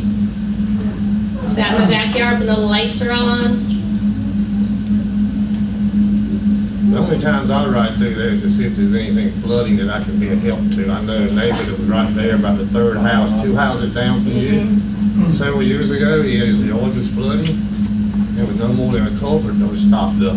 Right. We got it done. You remember that, John? Right. But I'm sure it I've was. never heard from that man again as far as a stopped up yard. Now, I don't know if he has them or not, but The he's never man at called me the back. end? Which man at the end? It's the third house, it's the second house down from you. Oh.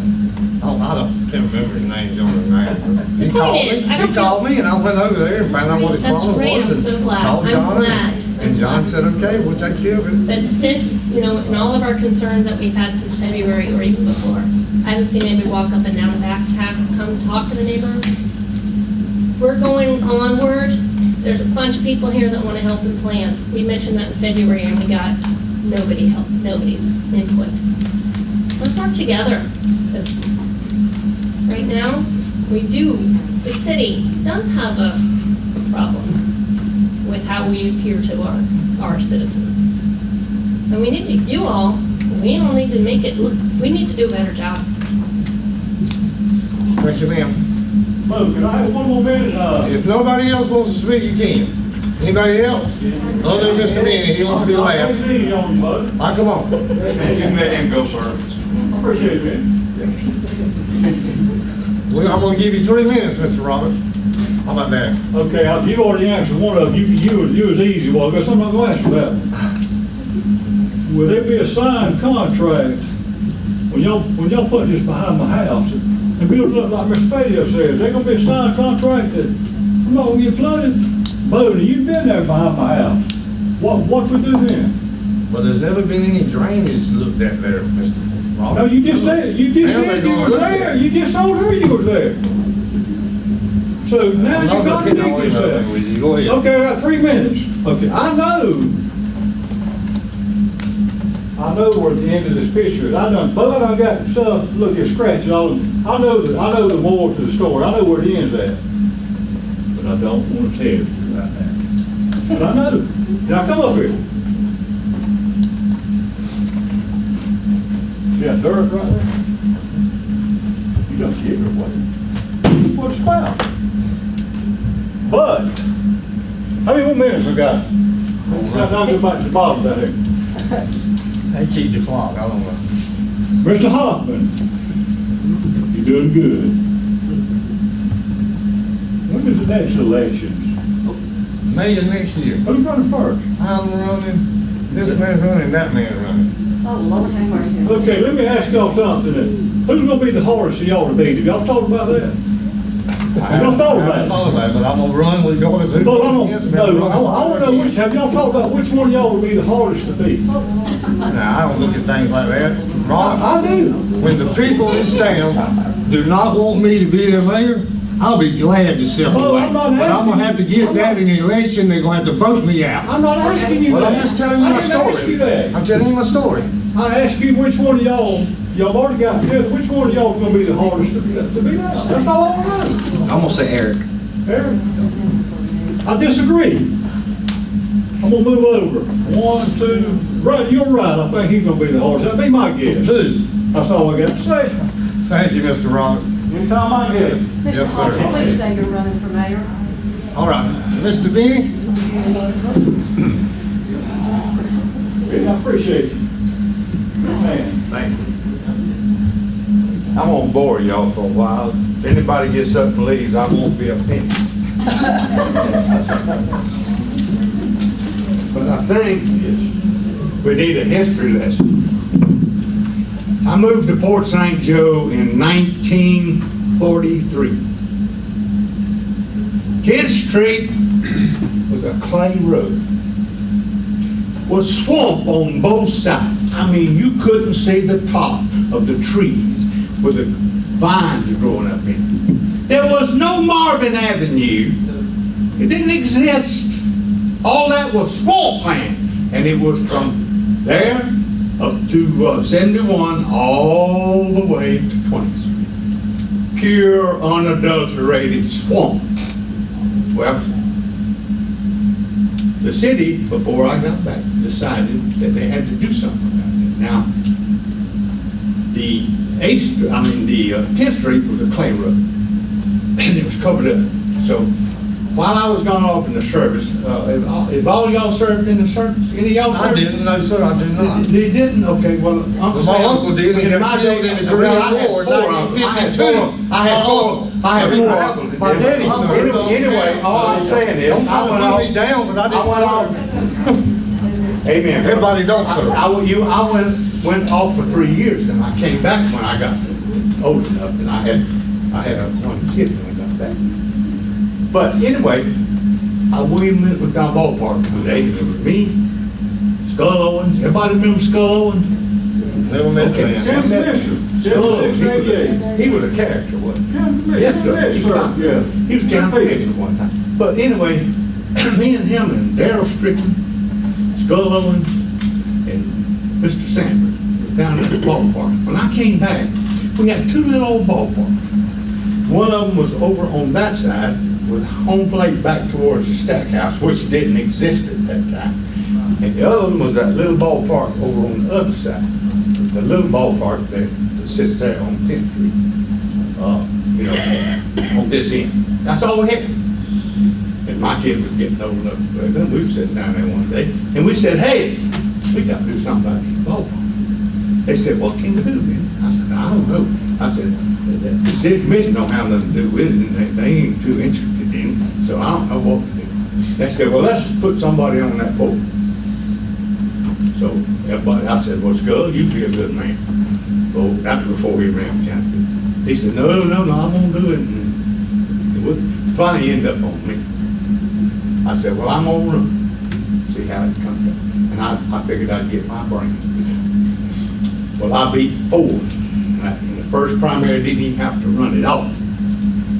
And I said, we're gonna do something about these ballparks. Now, I had help. Those guys were down there every day. See, back then, we had people would step up that had a little money and do things. C.W. Roberts. You know where all that clay come from in ballparks? Up on Witness Landing, where he mixed his 18% sand and the 80% clay, and he'd go by and say, Ben, you need some clay? Yeah, I always need clay. Bring me some. He'd bring the 6 or 12. Say, well, you want me to spread it for you? Yeah, I want you to spread it for you. You want me to drag it for you? I said, yeah, I want you to drag it for you. That's C.W. Roberts. He did it. And the people who volunteered through him did it for nothing. Now, all this was done for nothing. Mr. Haddon was the city manager. He went down there one day and he said, Benny, why don't we cover up this ditch? I said, Mr. Haddon, can you cover up that ditch? He said, I'm a New York City. I can cover up that ditch. So we covered up that ditch. We built that ballpark over on the other side over there, on the side, by the tennis court. We closed the tennis court. Nobody used it. We made a parking lot out of it. We built that ballpark. And you notice all ballparks, you'll read the book. Nobody reads the book. The book says it should be 15 degrees west of north. Now what does that mean? That means that you third base line ought to be, third base to home plate ought to be 15 degrees left of north. That way nobody, except a ball that happened to be thrown from first base to third base, will have to deal with something. Gee, them people in the old days, they knew what they were doing. This is called history. People that don't adhere to history, gonna suffer up and do the same thing over and over and over wrong. Okay? So we built those two ballparks. Mr. Haddon covered up the end of it. Now, we made a bad mistake. You know the little pond there by the stacked house? We covered that up. You know what happened the first time it rained? It took a month for the ballparks to dry out, because that water ain't gonna jump up and come down in that vat. You know how much muck we hauled muck? Mr. Benny, I'm gonna have to ask somebody to give you 3 more minutes. I'll make a motion, we give Mr. Benny all the time he needs. Thank you. What we got to realize, I saw your blueprint. What they don't realize is, I don't know if y'all know enough to remember or not, but down there on 20th Street, where the bridge is at 20th Street. It was all right on this side, but that side that went back towards Woodward, they would pave it, and in 2 years, you know what it, just like that, all the way down. It was like on a roller coaster. Finally, somebody said, Red Gun happened to be the engineer for the city. They went down there and they looked. 12 foot of pure muck you were putting a road on. I saw your plan the other day. You're going to put a parking lot on 12 foot of muck. Now, I know y'all run this sample test. I know an engineer firm run all the sample tests, and Katie, what all the samples. But all those ballparks, at the same time, Michigan Chemical got put in, and we watched oyster shells out. We had oyster shell findings. We hauled truckload after truckload after truckload of oyster shell findings and put it in there and filled all that stuff in and give it some stability. That we didn't do nothing to 16th Street, but when we went down 16th Street, they went down there and they dug 12 foot and found the same. So they dug it all out, they filled it up, ain't had that trouble with 16th Street since. Let's go a little further. Let's go on down to 20th Street. 20th Street, where Buck Griffin Park is. We run 2 pipes out of this ditch over here by the courthouse, because the county sold, we won't get into that. But anyway, we had to run 2 pipes to drain that ditch. And we tied them in right there on 20th Street. Red Gun made them dig down there to put those pipe on the foundation. He made them dig 12 foot before they run into sugar sand. It was just as wide as that right there. There's no sand to it, you know, for after 1,000 years or whatever. So we set them 2 pipes down on that sand. So from up there on 71 till you get down to 16th Street, you ain't got nothing but 12 foot of muck. So when you get ready to build something, if you put it on top of that muck, it ain't gonna be there very long. 10th Street was a trouble. I remember when 10th Street was a clay road. You know, I mean, I've been around that long. I remember when that swamp caught on fire. You remember the concession stand we got? There was a big pine tree there. It burned for a month. The poor Charlie Ball and them come down there with a fire truck, held 20 gallons of water, and they put it out every day. Finally it rained, and they stopped it. Yeah, fine. Okay. Mr. Haddon was a pretty smart fellow. He was the older in the city, and he took care of a lot of these problems. Now, all I'm telling you is, when I left, and they had problems after I left, keeping the ballparks up.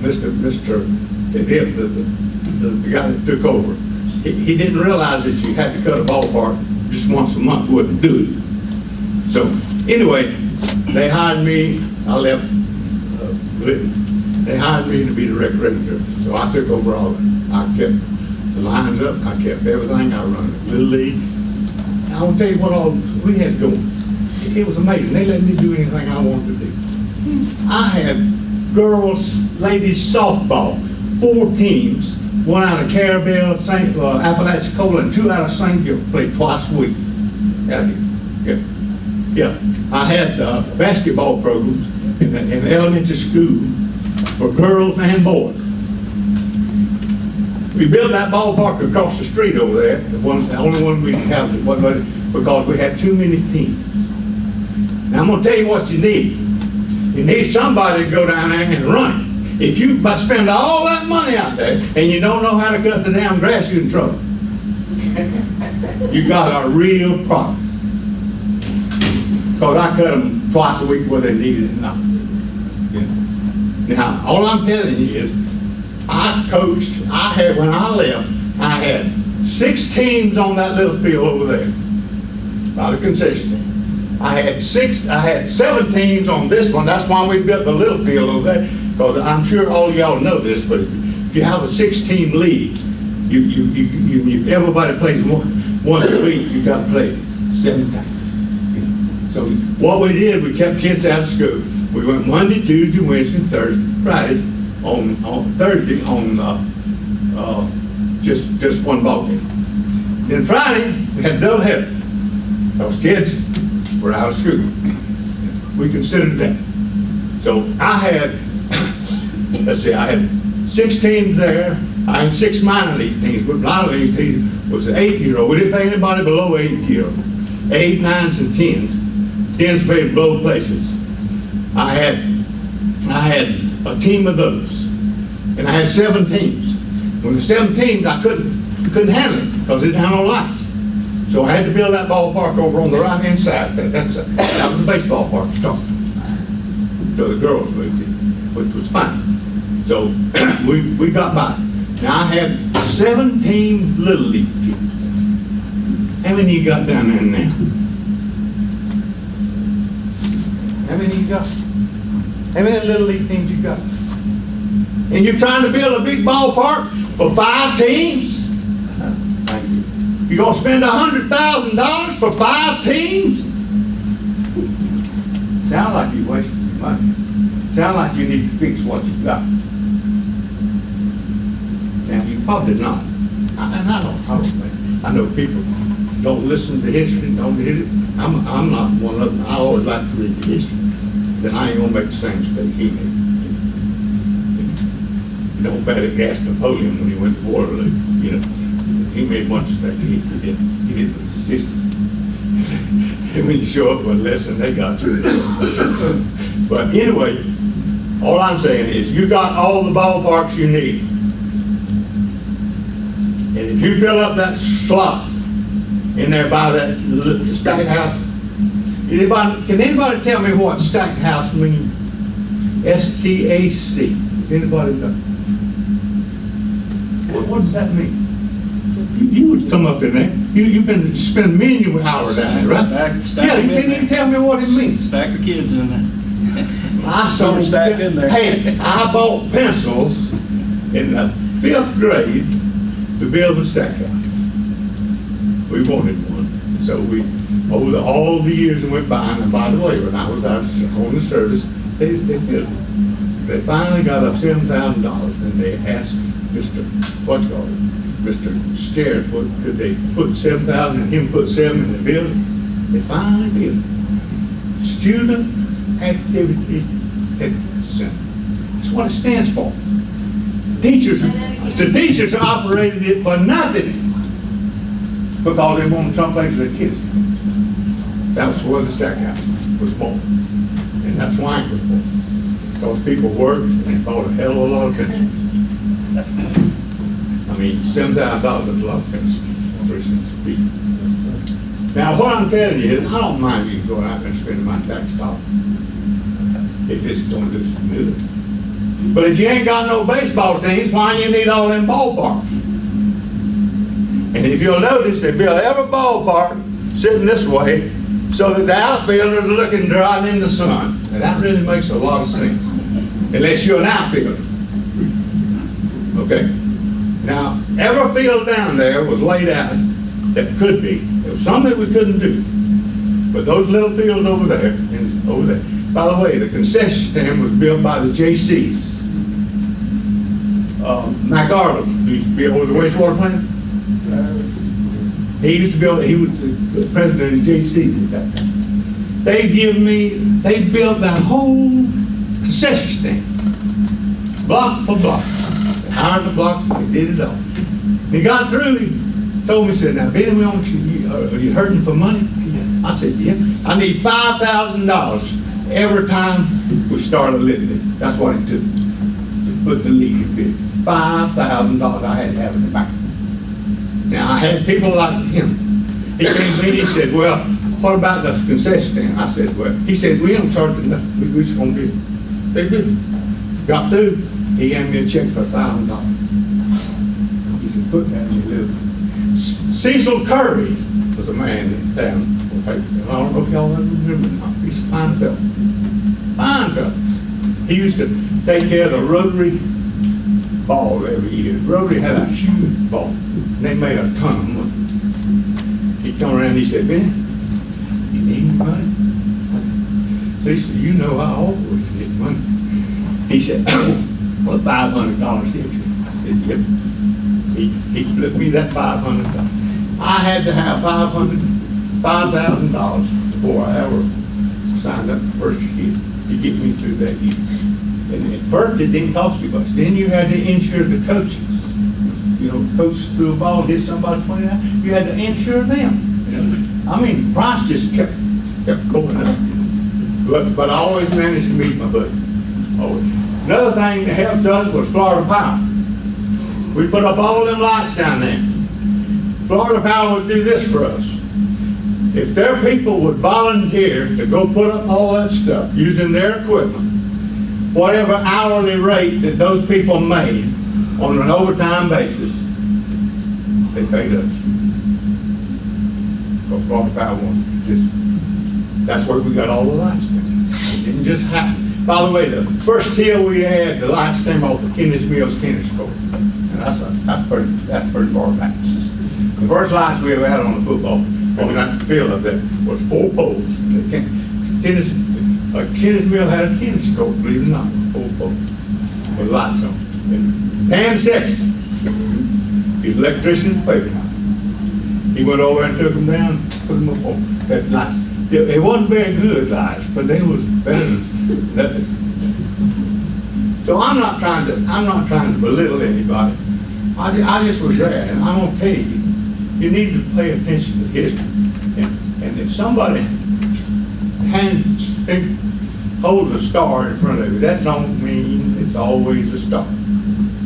That don't mean it. You're gonna spend a lot of money on a ballpark, and we can say what you want to, but that's everybody's money.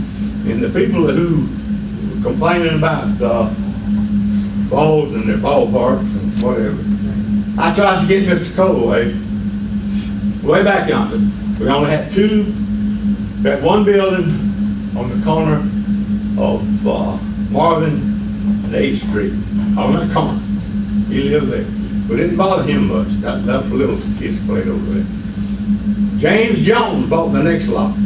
That's the second lot. That's when it first started. But James was a nice fellow. He was an electrician at paper mill, but he went into the chemical field. He called me down there one day and he said, they were talking about water a while ago. He had water on the bottom of that thing down there. I had a little set of bleachers that sit there for that Little League ballpark. And he said, I'll tell you what I'll do for you, man. I said, what's that? He said, I'll give you 20 feet of my backyard. I don't even need it.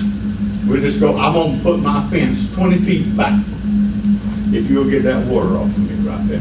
So that's why that culvert, if you'll go there, you go by the concession stand, you look up there, there's a culvert. And it drains the water from behind his house into the big pond. Well, that worked out for a while until James sold his house. Then the fellow that bought it said, hey, what you doing?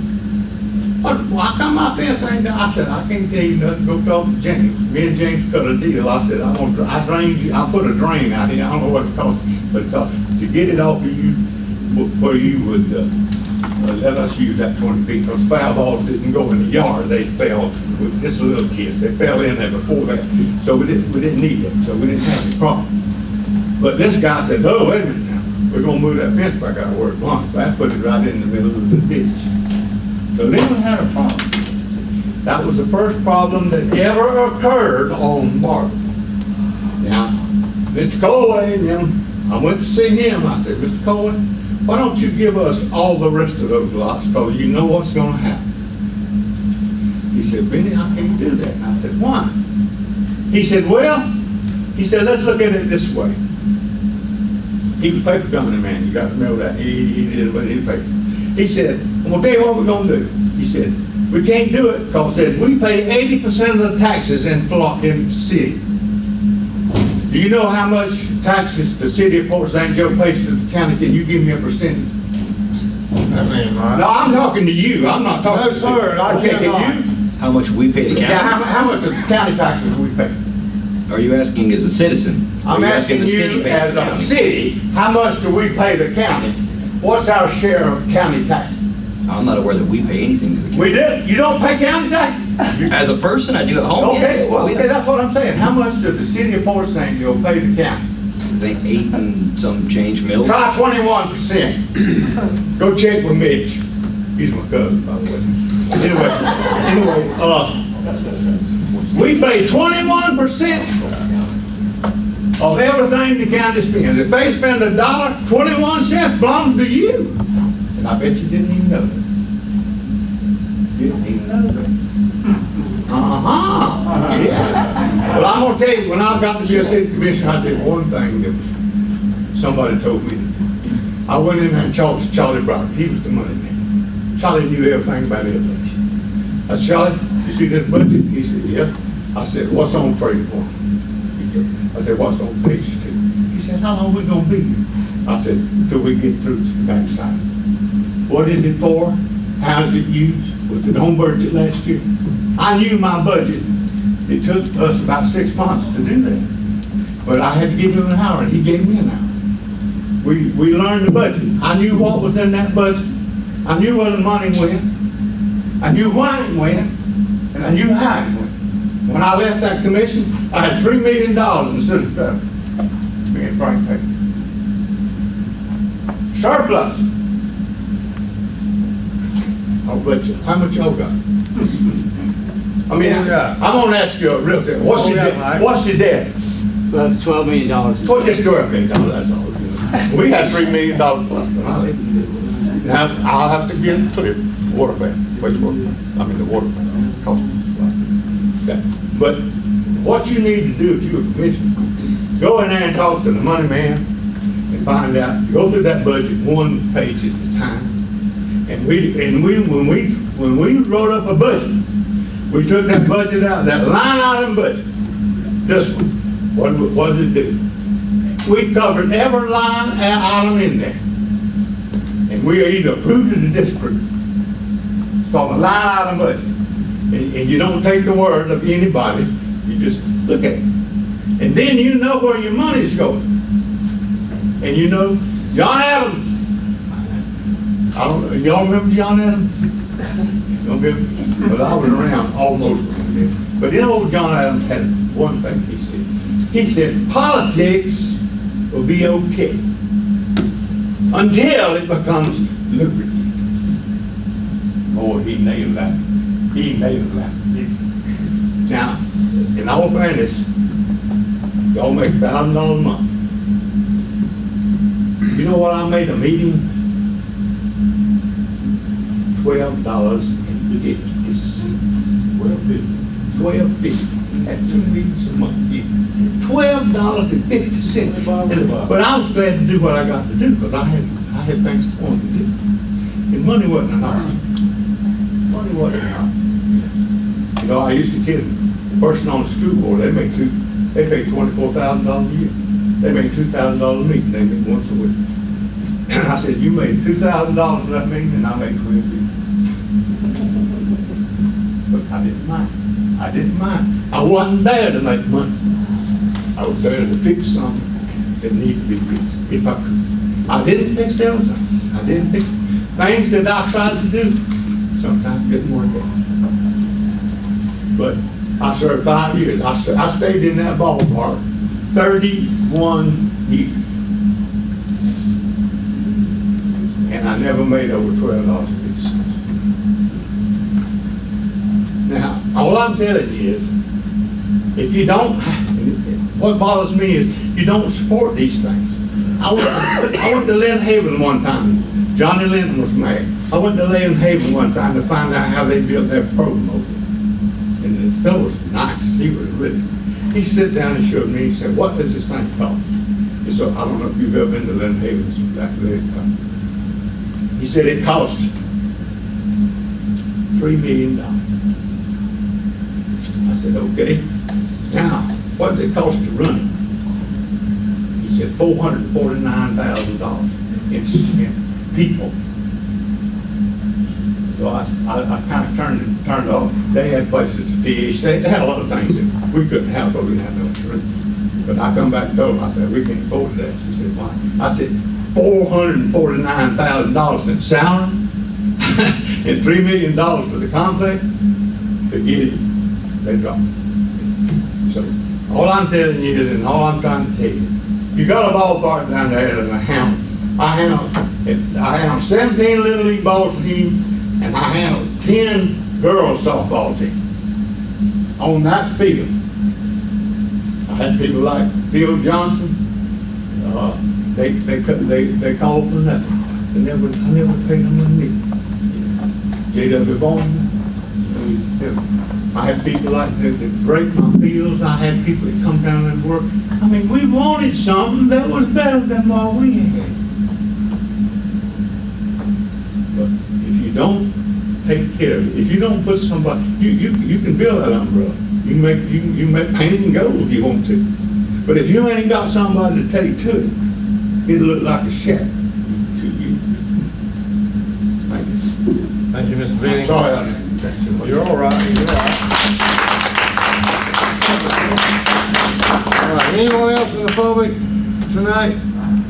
All right. Mr. Hoffman, we'll start with you. You have anything for us tonight? I'm good, thank you. I don't have anything. Mayor, I'd just like to say, I think you and I were both sitting in a class where they talked about this youth advocacy council or youth advisory council, and I think that's something that you get the students involved in. Kind of, it's like student government, but they come to the meetings and they talk about issues that relate to the youth of our community. I just kind of like the board's blessing to start looking into that. I did get a phone number of the lady who runs the program, and she said she would come down and work with us on getting something set up. And on that exact same note, I spoke to a couple of folks again about moving forward with the ball field project and getting more input for all the amenities, all the extra things that we can add in, the walking paths, butterfly gardens, things of that nature. And I'd like to, maybe not a formal group, but get a group together, maybe pick different demographics from all around town that are going to represent the city and recreation, and possibly getting together something like that. I'd like to talk to the attorney about the benefits of having a formal committee, like a PDRB versus an informal committee. There'd be sunshine rules and all that if we did something formal. But that is what I have today. I'd just like to talk to our attorney about those possibilities. Sure, I don't see anything wrong with it. Anybody have a problem with that? Oh, I'd like to say one more. Commissioner Langston? Not right now, sir. Okay. Not right now. Commissioner Langston, you have anything? Yeah, I want to talk about Washington Rec Center. Is there any way we can start locking that fence out there? Got cars driving behind there, and we need to find some type of way to block the space, the area off where they can get to the back of the gym. Maybe put some poles up or something. There used to be a chain there. Yeah, I think it's a chain there, but they're not locking it. You want us to lock, well, Waste Pro's got a dumpster back there too, so that might need to be that may need to get moved so we're not going out and unlocking it. The Waste Pro's not gonna pick it up. So we can work through that, Commissioner. There's some kind of way they still driving on that grass out there on the other side. Yeah, you still, I believe you're right, yes, ma'am. Put some poles out there, to stop them from getting back up. So, I know you'll probably think of something. Yes, we'll come up with something. And also, the AC, the air conditioning in the Wig Center, I talked to Ms. Bird, and she said that if we could help them out, that they'll have, they got some, DuPont money, and, if we can help them out, get that AC fixed over there. They can look and see if we can. Is it not working, or? It's not blowing, it's working, but it's not blowing real well. You want to get somebody to come take a look at it? Yeah, that'll be good. You saying lowering of the, lowering of the Ventilation. ceiling too, Ventilation. the ventilation or something. Get somebody, if you can get somebody out there to look at it,